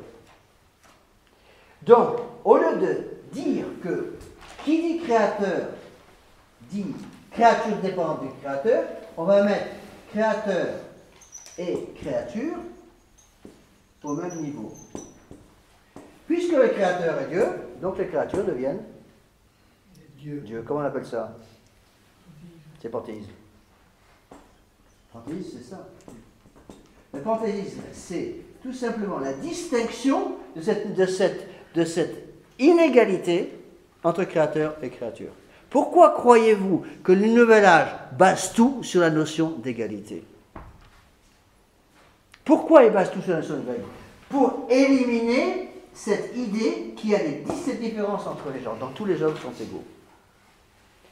Il y a besoin d'avoir un cerveau gros comme un pois chiche, pas plus gros que ça, pour comprendre que les hommes sont tous inégaux. Il y en a qui vont mourir à 35 ans d'un AVC, il y en a qui vont mourir de la belle mort à 110 ans. Tous les hommes sont différents. Il y a des différences de qualité morale, il y a des différences physiques, il y a toute une série de différences. Pourquoi est-ce que vous croyez qu'ils poussent tellement maintenant dans la théorie du gender, dans la théorie pour les mariages contre nature et tout ça? C'est pour ça. Détruire, encore une fois, le principe d'un créateur et des créatures soumises au créateur qui donc doivent suivre une loi. Puisque créateur et créature sont au même niveau, ça veut dire quoi? Ça veut dire qu'on donne à la créature le pouvoir du créateur, donc l'homme devient Dieu. Et comme l'homme devient Dieu, on ne peut pas, dans le monde moderne, soumettre, disent-ils, la créature à des lois, quelles qu'elles soient. D'où liberté complète, donc non seulement égalité, l'égalité, mais immédiatement la liberté qui s'ajoute. Vous me suivez? La liberté, c'est quoi? C'est le droit de ne pas reconnaître quelqu'un au-dessus de moi qui me dit ce que je dois faire. Donc au contraire, pour un catholique, la liberté, c'est quoi? C'est le choix des moyens pour atteindre une fin. Donc vous mettez égalité, liberté, vous rajoutez fraternité, et vous avez le carburant de tout le système du Nouvel Âge. Et elle me dit, même M. l'abbé, ces idées n'étaient-elles pas les idées de la franc-maçonnerie au XVIIIe siècle? Exact, c'est les mêmes idées. Si vous voulez, le Nouvel Âge a repris toutes les idées des ennemis de l'Église pour faire quelque chose, si vous voulez, créer une espèce de nouveau magma dans lequel la présence du bon Dieu pourra même pas, si vous voulez, être acceptée ou prouvée. C'est ce qu'ils font. Alors, continuons un peu plus profondément, continuons à travailler là-dedans. Alors, je vous passe leur vocabulaire. Vous avez dû entendre toutes ces bêtises chez les écologistes. Donc, on parle de la déesse Terre, c'est ce qui parle maintenant, c'est les termes qu'ils utilisent, qui serait notre mère. L'homme devra donc respecter la terre, la mère nature, parce que Dieu est cette nature. Adorons le Dieu vert et la mère terre. C'est tout ce qu'il raconte actuellement. Et ça semble complètement idiot, mais attention, c'est ce qu'il raconte maintenant dans les écoles, hein, partout. Bon, essayons d'avancer. Je suis obligé de sauter beaucoup de choses, je n'ai pas le temps de tout expliquer. Une des personnes qui a fait peut-être le plus de mal aussi à l'intérieur de l'Église, non pas à l'intérieur de l'Église qui est sainte, attention, mais à l'intérieur des hommes d'Église, c'est Teilhard de Chardin. Teilhard de Chardin a fait un dégât énorme autour des années 50. Des années 50. Il est mort en dehors de l'église, et en plus il est mort aux États-Unis, pour vieux. Bon, il était pas américain, il était français, avec des bêtises invraisemblables. C'est illisible, Teilhard de Chardin. Et pourtant, les gens se sont obligés à lire Teilhard de Chardin autour des années 50, 60, 70, on fait de la foi avec Teilhard de Chardin. Alors, une autre chose extrêmement importante, je vais insister là-dessus, la deuxième partie, si vous voulez, de cette lettre, numéro 14, sont les instruments du Nouvel Âge. Comment travaille le Nouvel Âge? Donc, après avoir expliqué, si vous voulez, les dégâts provoqués par le Nouvel Âge au niveau intellectuel, c'est-à-dire destruction des premiers principes, introduire l'idée qu'il n'y a plus de distinction entre le créateur et la créature, c'est-à-dire le panthéisme mis systématiquement dans les intelligences, comment travaille le Nouvel Âge.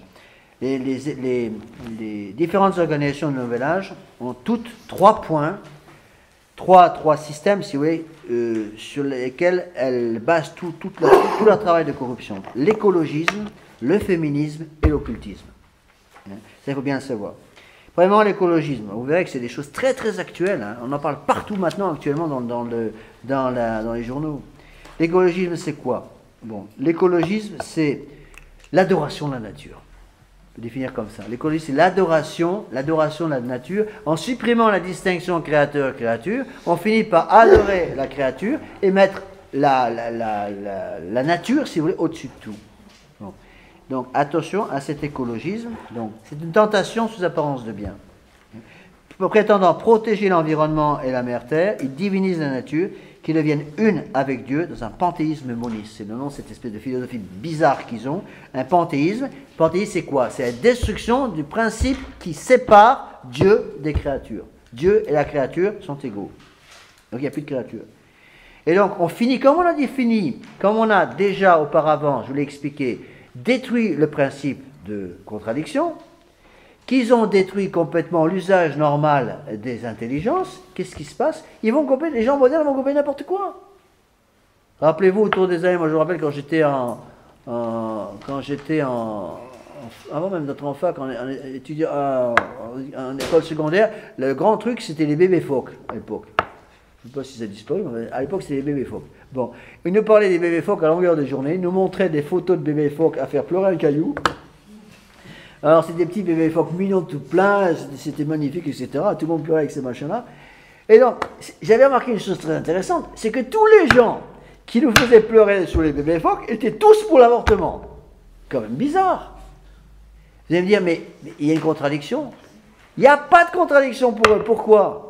Pourquoi les gens qui pleurent sur les bébés phoques sont les mêmes qui sont en général tous pour l'avortement? Parce que justement, le principe de non-contradiction a sauté. Et donc, on fait marcher le cœur à 300 à l'heure et on coupe la connexion entre le cœur et l'intelligence.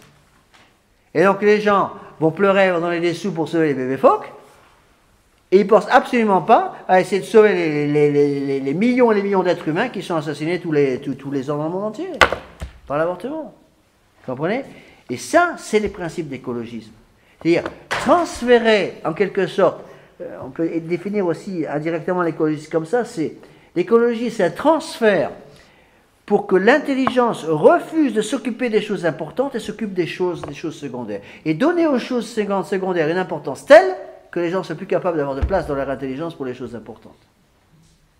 C'est une destruction du système intellectuel telle que, si vous voulez, tous ces systèmes-là, surtout l'écologie, c'est ça, c'est empêcher les gens d'utiliser leur intelligence pour qu'ils comprennent où sont les choses nécessaires. Et donc, ils vont se jeter sur les choses secondaires et transformer les choses secondaires en choses importantes. Alors, pour le français moyen, par exemple, d'aujourd'hui, bon, par exemple, le match de foot ou les produits biologiques, c'est plus important que le bon Dieu. Vous voyez? Et l'écologisme, c'est ça. Donc, on divinise, c'est la divinisation de la nature. Là, il y a une citation qui est extraordinaire, qui est une citation, si mes souvenirs sont exacts, d'Annie Besant. Les hommes du Nouvel Âge veulent rendre la vie impossible à Dieu sur cette terre pour le forcer à disparaître en abandonnant notre planète au nouveau maître de l'ère du Verseau, Lucifer. Annie Besant, donc c'est cette bonne femme qui est à la tête de l'idée même du scoutisme selon Baden-Powell, un discours invraisemblable dans lequel elle dit « On va rendre la vie tellement impossible pour Dieu sur la terre qu'il va nous abandonner et partir. » C'est exactement ce qu'elle dit. C'est invraisemblable, hein, mais c'est comme ça. Et Elena Blavatsky disait la même chose. Donc, premier, si vous voulez, première, on peut utiliser le terme un peu de bombe à retardement. Première bombe à retardement utilisée par tous les gens du Nouvel Âge, l'écologisme. Donc, pousser les gens à adorer la nature. Attention à ça. Parce qu'on retrouve ces principes chez beaucoup de catholiques qui voient que du feu. Alors, je ne dis pas qu'il faut mépriser la nature, c'est pas du tout ce que je veux dire. Bon, qu'on apprenne aux jeunes à se débrouiller dans la nature, magnifique.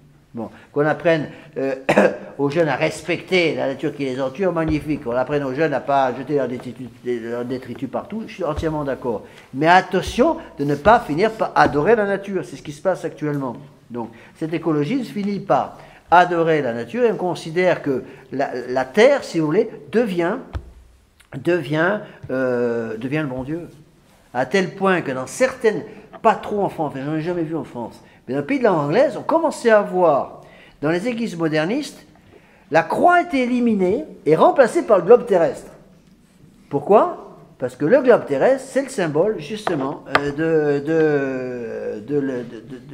l'écologisme. Et qu'est-ce qui se passe? Comme on a détruit les premiers principes, comme on a introduit les idées panthéistiques dans les âmes, des choses, si vous voulez, vont être transformées au niveau intellectuel et les gens vont considérer qu'il faut qu'il y ait quand même une loi. Alors qu'est-ce qui se passe? C'est ce qui se passe actuellement maintenant dans les écoles.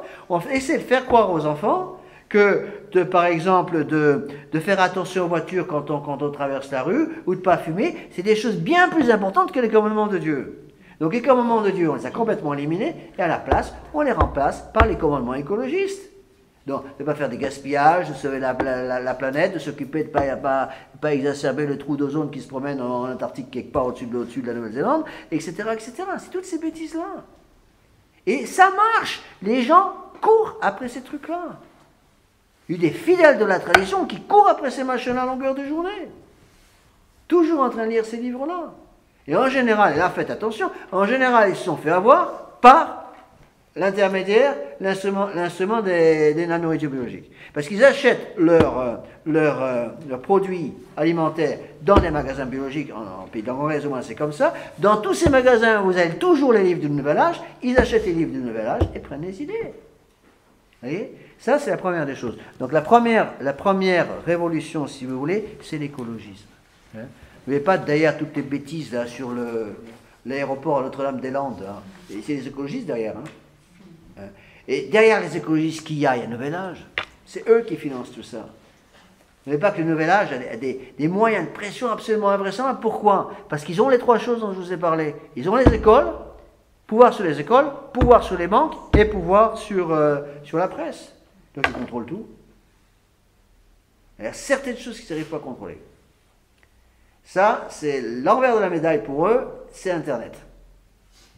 Intéressant de voir qu'il y a certaines choses sur Internet qu'ils n'arrivent pas encore à contrôler. Ils font des prodiges d'imagination maintenant avec leurs ingénieurs pour essayer d'avoir un contrôle sur Internet, ils n'ont pas encore réussi. Vous pouvez avoir encore sur Internet le pire, mais vous pouvez trouver des choses excellentes sur Internet. Vous voyez? Donc il faut voir, comprendre ces choses-là. Voyez? Donc, première chose, l'écologie. Deuxième chose, le féminisme. Le féminisme, je résume encore une fois, on n'a pas le temps de tout expliquer. Le féminisme, c'est quoi? Donc, c'est la destruction, cette fois-ci, de la loi naturelle voulue par le bon Dieu chez l'homme. Donc, pour cela, donc, pour instituer le féminisme, donc, avec l'occultisme, la terre est élevée au rang de Dieu. Donc, la nature, autour de nous, les animaux, les fleurs, la faune, la flore, etc., deviennent des choses plus intelligentes que le bon Dieu. Bon. Avec le féminisme, c'est l'homme et la femme qui deviennent absolument égaux. Donc l'égalité absolue entre l'homme et la femme. Donc inutile de vous dire que pour lutter contre ces idées féministes qui sont partout, vous voyez partout ces organisations féministes qui sont en train de mener la France à l'abîme complet, sur le plan moral, et sur le plan politique et sur le plan financier, le féminisme a une influence énorme en France, absolument énorme. Donc, les femmes ne veulent plus utiliser leur nature pour ce que le bon Dieu a voulu faire par elle, à savoir, le bon Dieu a créé la femme pour que la femme participe à l'œuvre de la création, puisque c'est le rôle de la femme. Le rôle de la femme dans la famille, c'est justement, dans le cadre de la famille, d'amener des nouvelles vies sur la terre. Jusqu'à preuve du contraire, ce sont encore les femmes qui portent les enfants pendant 9 mois. Bon, dans les sociétés modernes, ils sont en train d'essayer de changer ça, ils n'ont pas encore réussi. Peut-être y arriver un jour, ils sont tellement bêtes qu'ils vont bien finir par y arriver. D'accord? Il faut bien comprendre, c'est ça le féminisme. Derrière, c'est la révolution. Qu'est-ce qu'il y a derrière le féminisme? Qu'est-ce qu'ils veulent avec le féminisme? Qu'est-ce qu'ils vont détruire en premier? La famille. C'est la famille qui saute avec le féminisme. On met la femme sur un piédestal, on transforme la femme elle devient uniquement un objet de plaisir, et en faisant ça, on change complètement le respect que l'homme doit à la femme, et donc à ce moment-là, tout s'écroule. C'est la famille même qui s'écroule, parce que la femme ne veut plus être ce pourquoi elle a été faite dans la famille, à savoir le cœur de famille. Alors vous avez un espèce de monstre, avec 2 cerveaux et pas de cœur. Le bon Dieu a voulu que dans la nature humaine, il y ait un cœur et une cervelle. Qu'est-ce qui est le plus intelligent des deux? Qu'est-ce qui est le plus important des deux? J'en sais strictement rien. Ce que je sais de façon certaine, c'est s'il n'y a pas de cœur, ça ne vit pas, et s'il n'y a pas de cerveau, ça ne vit pas non plus. Hein? Donc on peut discuter pendant des heures et des heures, qu'est-ce qui est le plus important, le cœur ou la cervelle, ou le cerveau? Les deux sont absolument indispensables. Donc sans une compréhension de ces choses-là, on ne peut rien comprendre, on ne peut pas continuer. Donc attention à ces choses-là, donc comprendre ce que c'est que le féminisme. Le féminisme, c'est pas, si vous voulez, un petit truc sans importance. C'est un produit du nouvel âge. Donc c'est un produit révolutionnaire qui est là pour absolument tout détruire. Bon. Regardez par exemple, c'est un exemple aussi qui va peut-être plus avec l'écologisme. Avec l'écologisme, par exemple, regardez aussi l'adoration du sport actuellement. Je classerais ça un peu dans l'écologisme, parce que c'est un peu ça, c'est le dieu de la nature, le dieu du sport. Comment on a fait pour détruire le sport? Le sport en soi, c'est quelque chose de bon. Pourquoi on fait du sport? On fait du sport pour se maintenir en bonne santé. Comment on a détruit le sport? On a détruit le sport avec 2 choses. On a détruit le sport d'abord avec l'esprit de compétition. On ne fait plus du sport pour se maintenir en bonne santé, on fait du sport pour gagner. Donc c'est l'orgueil immédiatement qui rentre dans le système. Deuxième chose, on fait du sport pas simplement pour l'esprit de compétition, mais on professionnalise le sport. Donc on fait du sport pour l'argent. Deuxième façon de détruire le sport. Le sport a été complètement détruit aujourd'hui. On ne sait plus ce que c'est que faire du sport. Donc on pousse le sport à fond pour justement couper les gens de l'esprit de famille normal. Le rôle des Jeux Olympiques là-dedans est absolument fondamental. L'adoration du sport, elle est passée aussi par les Jeux Olympiques, attention. J'ai rien encore en tant que tel contre le sport, mais le sport à ce niveau-là, c'est absolument ridicule. Vous voyez? Donc ça devient une espèce de machine, l'homme devient une espèce de machine complètement coupée de sa fin surnaturelle, à savoir la nécessité de sauver son âme. Donc, deuxième révolution, orchestrée par le Nouvel Âge, c'est le féminisme. Alors attention à ça. L'écologisme et le féminisme sont unis par la femme, représentés par la terre et le rythme cyclique de vie et de mort. Alors, troisième révolution. Encore une fois, étudiée par vous-même, je n'ai pas le temps de tout expliquer. On pourrait faire une conférence sur le féminisme, une conférence sur l'écologisme et une conférence sur l'occultisme. L'occultisme. Alors ça, c'est la face noire du Nouvel Âge. Bon. Derrière l'occultisme, il y a des tas de noms, mais le nom peut-être le plus important, c'est Crowley.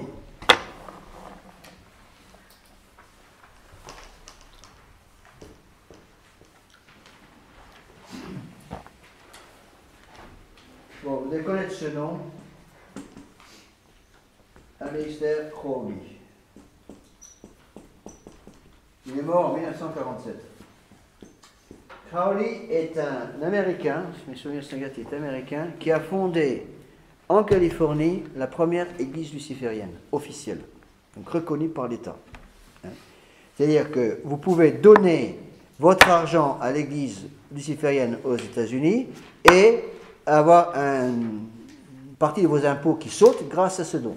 Parce que c'est mis au même niveau que l'église catholique ou toutes les autres églises. Bon. Donc, Aleister Crowley est celui dans le monde moderne, si vous voulez, qui a commencé à inculquer, surtout dans le Nouvel Âge, l'idée d'occultisme. C'est là où on voit le plus facilement le doigt du démon. Des gens modernes, même chez nos fidèles, ont énormément de mal à voir le doigt du démon dans le féminisme ou dans l'écologisme. Mais dans l'occultisme, il est nettement plus visible.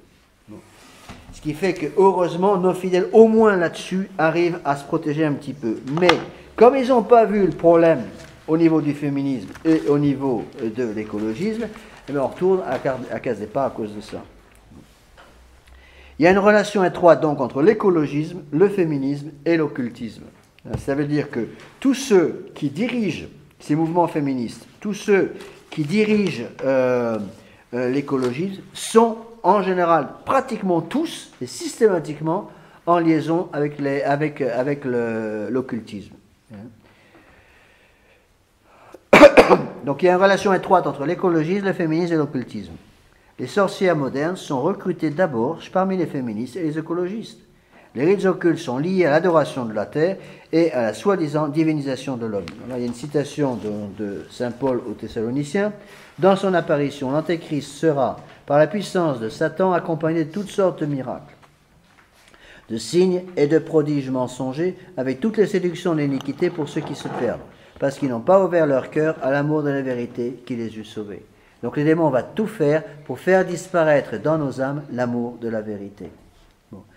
Alors, je n'ai pas le temps d'expliquer, donc il y a un lien évident entre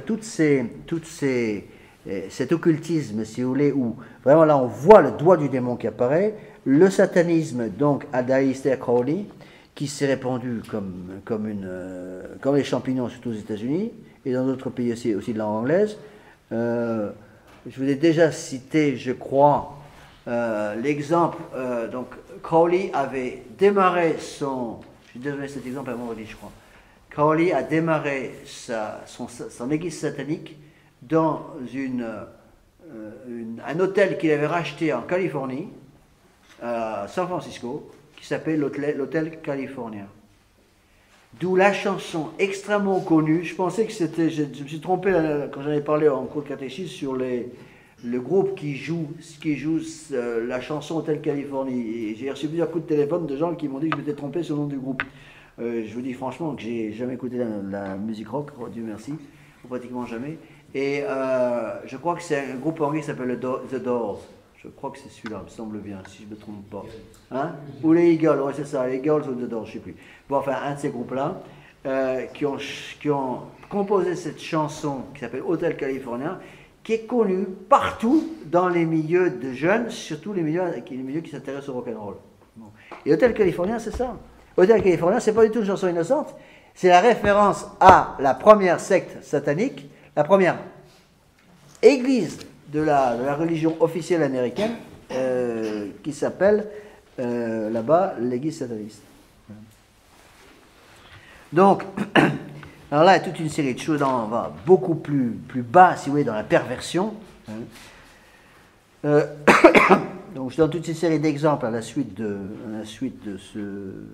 cela. Donc, je n'ai pas le temps, encore une fois, tout est expliqué. Donc, il n'est pas possible de comprendre, si vous voulez, le Nouvel Âge sans reconnaître qu'il y a une initiation luciférienne nécessaire au début du Nouvel Âge. Donc, c'est la raison pour laquelle il y a un lien étroit entre l'occultisme et la musique rock. Et là, il faut que vous arriviez d'une façon ou d'une autre à éclairer vos enfants sur le sujet. C'est un véritable scandale de voir des familles catholiques, des familles de la tradition, et dans les familles, qu'est-ce qu'on voit? Des jeunes de 17-18 ans qui écoutent de la musique rock à longueur de journée. Dans des familles catholiques. Vous voyez? Donc, il y a des symboles qu'il faut éliminer. Moi, je vous donnerai, je vais mettre au tableau quelques-uns de ces symboles qu'il faut éliminer dans les maisons catholiques. Le premier symbole qu'il faut, à mon avis, complètement éliminer, justement, pour ne pas tomber dans ce troisième stade qui est l'occultisme, la première chose à éliminer, c'est les jeans pour les femmes. Je vous ai déjà expliqué. Deuxième symbole à absolument éliminer dans l'éducation chez les petites filles, c'est le style qu'on appelle la poupée Barbie. Bon, je bosse aussi en France, un truc américain à la base. On le saura le mal qui a été fait par ce genre de truc-là qu'au sort du jugement général. Les gens nous disent, même M. Abbé, c'est un détail, c'est une simple poupée. C'est pas du tout une simple poupée, c'est un symbole. Symbole de quoi? C'est encore une fois le symbole de la femme libérée, la femme objet, la femme qui devient pur objet de plaisir. C'est tout. Et c'est très important de voir qu'ils ont justement constitué ce système, donc la poupée Barbie et tous ses dérivés, pour donner ça aux enfants, pour que déjà chez les enfants, on puisse transformer les intelligences et mettre dans les enfants cette idée que la petite fille va devenir une femme qui soit simplement un objet de plaisir. Et la troisième chose, c'est le rock'n'roll.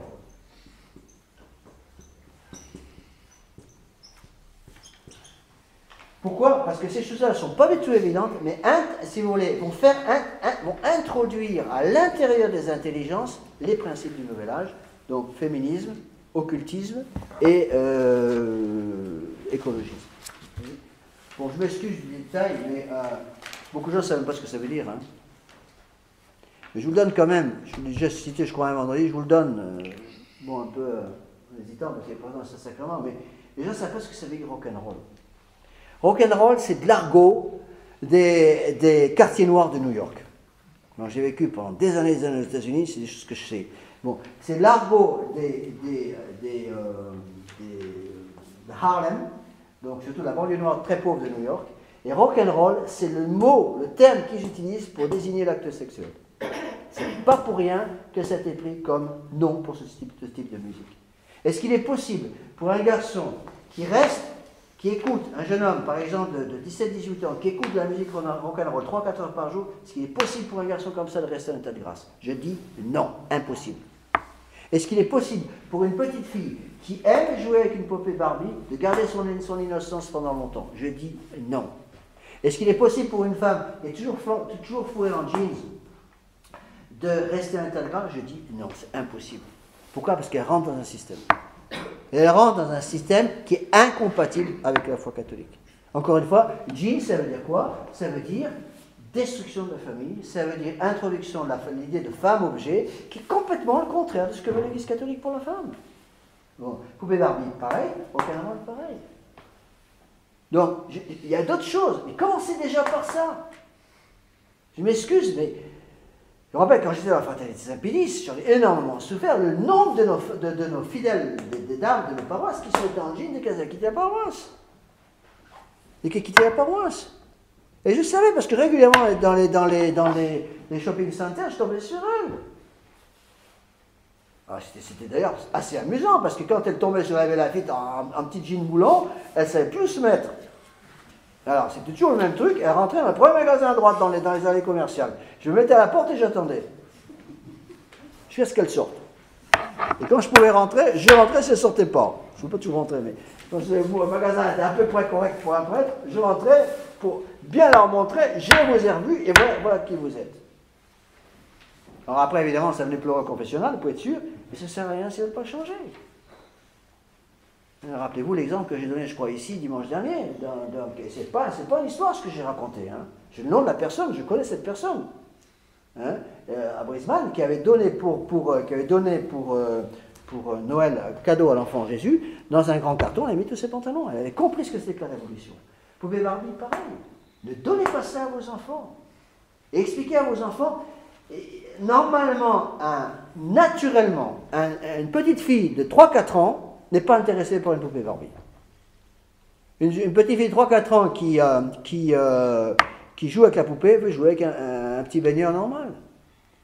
La raison pour laquelle Mademoiselle Quenette disait « Montre-moi, en parlant de petite fille qui voulait rentrer dans son école, montre-moi ta poupée préférée, je te dirai la couleur de ton âme. » Et quand la petite arrivait avec une poupée Barbie, elle ne prenait pas l'école. Hein. Parce que l'âme de cette petite est déjà tellement corrompue par les idées modernes qu'on ne peut plus rien en faire. Donc éliminer ça, et rock'n'roll, alors là, bon courage. Hein. C'est pas évident. Comment on élimine le rock'n'roll? Par l'éducation. On élimine le rock'n'roll en formant les enfants à la belle musique dès qu'ils sont capables d'apprécier la musique. Moi, je remercie le bon Dieu tous les jours d'avoir eu des parents qui m'ont formé avec la musique classique, à la belle musique, dès le début, quand j'avais 4 ou 5 ans, j'étais au Maroc à l'époque, et quand j'avais 4 ou 5 ans, mes parents m'emmenaient au concert, qui étaient organisés par le consulat de France au Maroc, qui donnait des concerts pour les Français, pour qu'ils puissent avoir un peu de culture française quand même. Et donc, il y avait des concerts magnifiques. C'est là où j'ai appris à aimer la musique baroque. Eh bien, une fois qu'on forme les enfants dans la belle musique classique, il y a une réaction naturelle contre le rock'n'roll, ils ne sont pas intéressés par ça. Mais c'est évident que si vous laissez ces 3 démons rentrer dans les familles, c'est fini. Hein. C'est même pas la peine d'essayer de conserver vos enfants en état de grâce. Il n'est pas possible pour une femme, encore une fois, qui se met constamment en jean, avec le symbole du jean derrière, de rester en état de grâce. C'est impossible. Pareil pour la poupée Barbie. Non pas que la petite fille de 5 ans qui joue avec une poupée Barbie sera en état de péché mortel. C'est pas ce que je dis. Ce que je dis, c'est que la poupée Barbie va introduire des idées dans l'âme de la petite qui fait qu'elle perdra son innocence beaucoup plus vite que les autres. Quant au rock'n'roll, je n'ai pas besoin de vous faire des démonstrations pour vous expliquer que le rock'n'roll est mauvais. Et là, il faut encore une fois qu'il y ait des jeunes, par exemple, qui aient le courage des jeunes garçons, qui aient le courage d'offrir à l'enfant Jésus pour Noël, dans une grosse boîte, de mettre tous leurs disques CD de musique rock, et de tous les détruire pour Noël. Je vous assure que ce serait un beau cadeau pour l'enfant Jésus. Vous voyez? Bon, on continue d'avancer quand même. Oulala. Comment faire les 2 dernières pages en 5 minutes? Bon, c'est pratiquement impossible. Donc, en bas de la page 3, première colonne, par cet immanentisme, parce que c'est un immanentisme, rappelez-vous, j'ai déjà expliqué ça dans l'explication donnée sur le Pascendi, la grande encyclique de Saint Pie X en 1907 contre le modernisme. Une des racines du modernisme, c'est l'immanentisme. Tout vient de l'intérieur. Par cet immanentisme, le nouvel âge a détruit la distinction entre surnaturel et la nature. N'oubliez pas, j'ai expliqué ça 25 000 fois en cours de catéchisme du vendredi, qu'une des grandes idées de perversion intellectuelle par Benoît XVI, c'est l'idée que la grâce est naturelle à l'homme. Et puisque la grâce est naturelle à l'homme, fait partie de sa nature, la grâce ne peut pas être perdue, donc tous les hommes vont au ciel. C'est ça c'est l'occultisme qui fait ça. Donc, nouvel âge détruit la distinction entre le surnaturel et la nature, pour détruire la distinction entre le créateur et la créature. Le Dieu est impersonnel, destructeur de l'individu, ça c'est l'euthanasie, l'avortement, dissolvant la personnalité et la conscience humaine.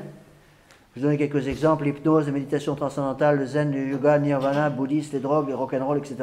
Avant de détruire l'âme. L'ère du nouvel âge arrivera dès que l'homme aura accepté cette transformation totale de la conscience humaine.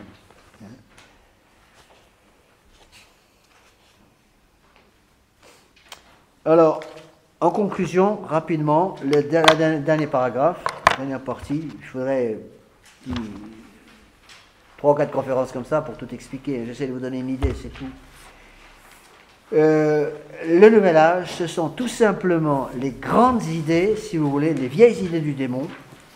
Rappelez-vous comment le démon a trompé Adam et Ève. Voilà le texte. Vous ne mourrez point. Dieu sait que le jour où vous mangerez du fruit de l'arbre qui vous est défendu, qui est au milieu du jardin, vos yeux s'ouvriront, vous serez comme des dieux, vous connaîtrez le bien et le mal. C'est les 4 grands principes du nouvel âge. Donc, qu'est-ce que prêche le nouvel âge? Vous ne mourrez pas, première chose. Vos yeux s'ouvriront, deuxième chose. Vous deviendrez comme des dieux, panthéisme, troisième chose. Et enfin, vous déterminerez par vous-même ce qui est bien, ce qui est mal, au lieu de l'avoir déterminé par le bon Dieu pour vous. Donc, c'est les 4 grandes idées du nouvel âge. Le nouvel âge soutient ces 4 choses, par le féminisme, l'occultisme et l'écologisme. Donc, première chose, vous ne mourrez pas. Donc, ça, c'est toutes les théories de la réincarnation. Vous avez dû entendre parler de tous ces bouquins. Il y en a des centaines et des centaines donnés pour retrouver en soi une énergie inconnue qui vit en vous, etc. Tout ça, c'est les principes du nouvel âge. C'est la réincarnation, donc le temps est un cycle perpétuel, tout est évolution progressive, et comme les premiers principes ont été détruits, surtout ceux d'identité de non-contradiction, la fin justifie les moyens. Donc la moralité devient subjective, il n'y a plus de péché, chacun fait ce qu'il veut. Et c'est ce qui se passe actuellement. L'histoire de la théorie des gens, des mariages des sodomites, et toutes ces horreurs-là, c'est tout simplement le nouvel âge, la théorie du nouvel âge. Hein. Ces croyances conduisent évidemment à la négation du jugement divin, au désespoir, au suicide, aux possessions diaboliques, l'usage des channeling, des médiums. Les médiums, c'est les instruments, les ponts qu'utilise le démon pour communiquer avec les hommes. L'hypnose, etc. Donc c'est la première chose, vous ne mourrez pas, donc c'est la théorie de l'incarnation qu'on retrouve, par exemple, chez le bouddhisme. Deuxième chose, deuxième mensonge, vos yeux s'ouvriront, c'est l'illumination. Donc on se fait guider, l'homme moderne se fait guider par les nouveaux prêtres du monde moderne, si vous voulez, qui va aider ces hommes à accepter d'être contrôlés complètement par un pouvoir fantastique qui en fin de compte au fond d'eux-mêmes. Et tous ceux qui travaillent justement avec le nouvel âge à fond reconnaissent qu'il y a de plus en plus chez eux des espèces de forces qui arrivent en eux et qui ne sont pas naturelles. En fait, c'est le démon.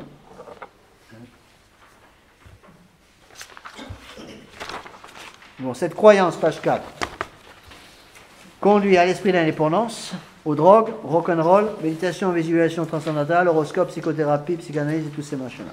Donc ça, c'est vos yeux s'ouvriront. Donc il y a en nous une puissance infinie. Donc c'est la grande idée du monde moderne qui dit que l'Église catholique a caché la science véritable aux hommes et que, en fin de compte, Adam et Ève ont été chassés parce qu'ils avaient découvert la science véritable et que cette science véritable va être transmise de génération en génération par l'intermédiaire des occultistes. C'est la grande idée derrière. Un mensonge à la base. Troisième idée, vous serez comme des dieux. Troisième mensonge. Donc, l'homme devient Dieu, surtout par l'introduction du panthéisme, c'est-à-dire l'homme devenant Dieu a le droit de décider par lui-même ce qui est bien, ce qui est bien mal. C'est là le quatrième mensonge. Vous connaîtrez le bien et le mal, c'est le subjectivisme, le relativisme. Tout devient relatif. L'homme décide par lui-même ce qu'il veut être. Donc de même qu'il essaie de nous faire croire que l'homme peut décider, l'enfant va décider peut-être une fois qu'il sera adulte d'être un homme ou une femme, de la même façon, l'homme peut décider qu'est-ce qui est vrai, qu'est-ce qui n'est pas vrai pour lui. L'homme peut décider qu'est-ce qui est bien, qu'est-ce qui est mauvais pour lui, qu'est-ce qui est vrai, qu'est-ce qui est faux pour lui. Donc il n'y a plus de notion de vérité. La notion de vérité disparaît complètement. Je dis de vous dire que le rôle dans l'introduction partout, la diffusion partout de ces idées écologistes, féministes, occultistes, les 4 mensonges du démon, l'Église de Vatican II a une responsabilité là-dedans absolument colossale. Parce que c'est ça qu'ils prêchent. Les prêtres de l'Église de Vatican II prêchent ça à longueur de journée.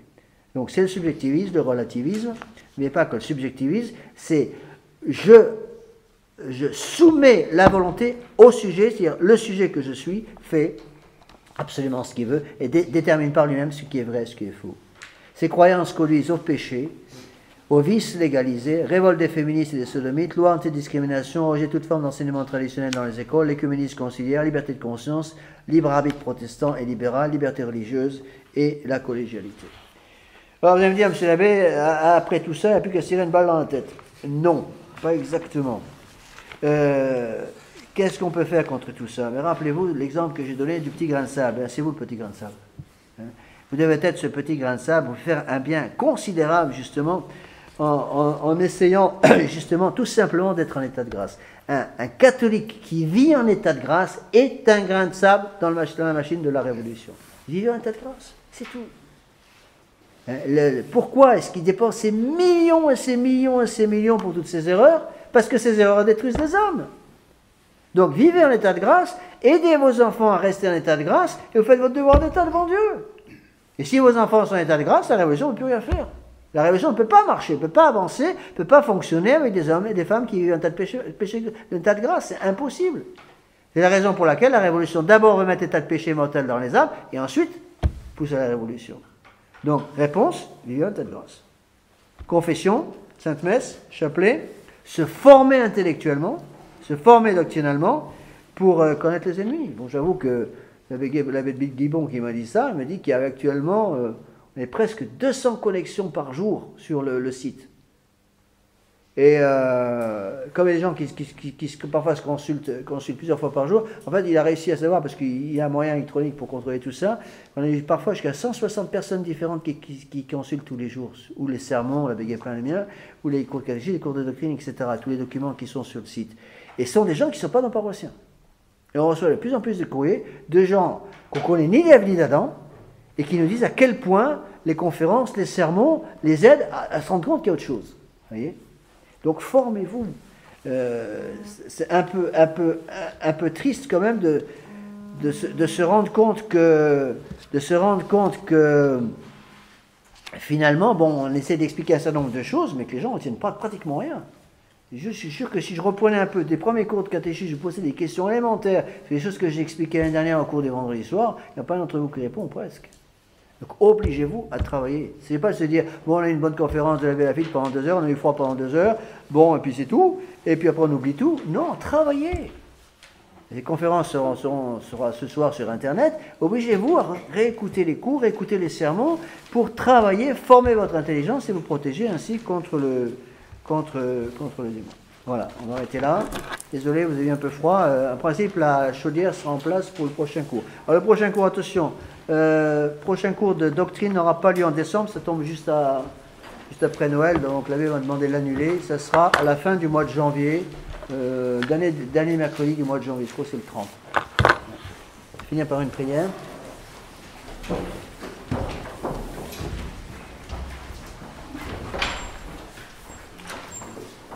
Salut Marie, pleine de grâce, le Seigneur est avec vous, vous êtes bénie entre toutes les femmes, et Jésus, le fruit de vos entrailles, est béni. Sainte Marie, Mère de Dieu, priez pour nous pécheurs, maintenant et à l'heure de notre mort, ainsi soit-il. Saint Ange gardien, Veillez sur nous.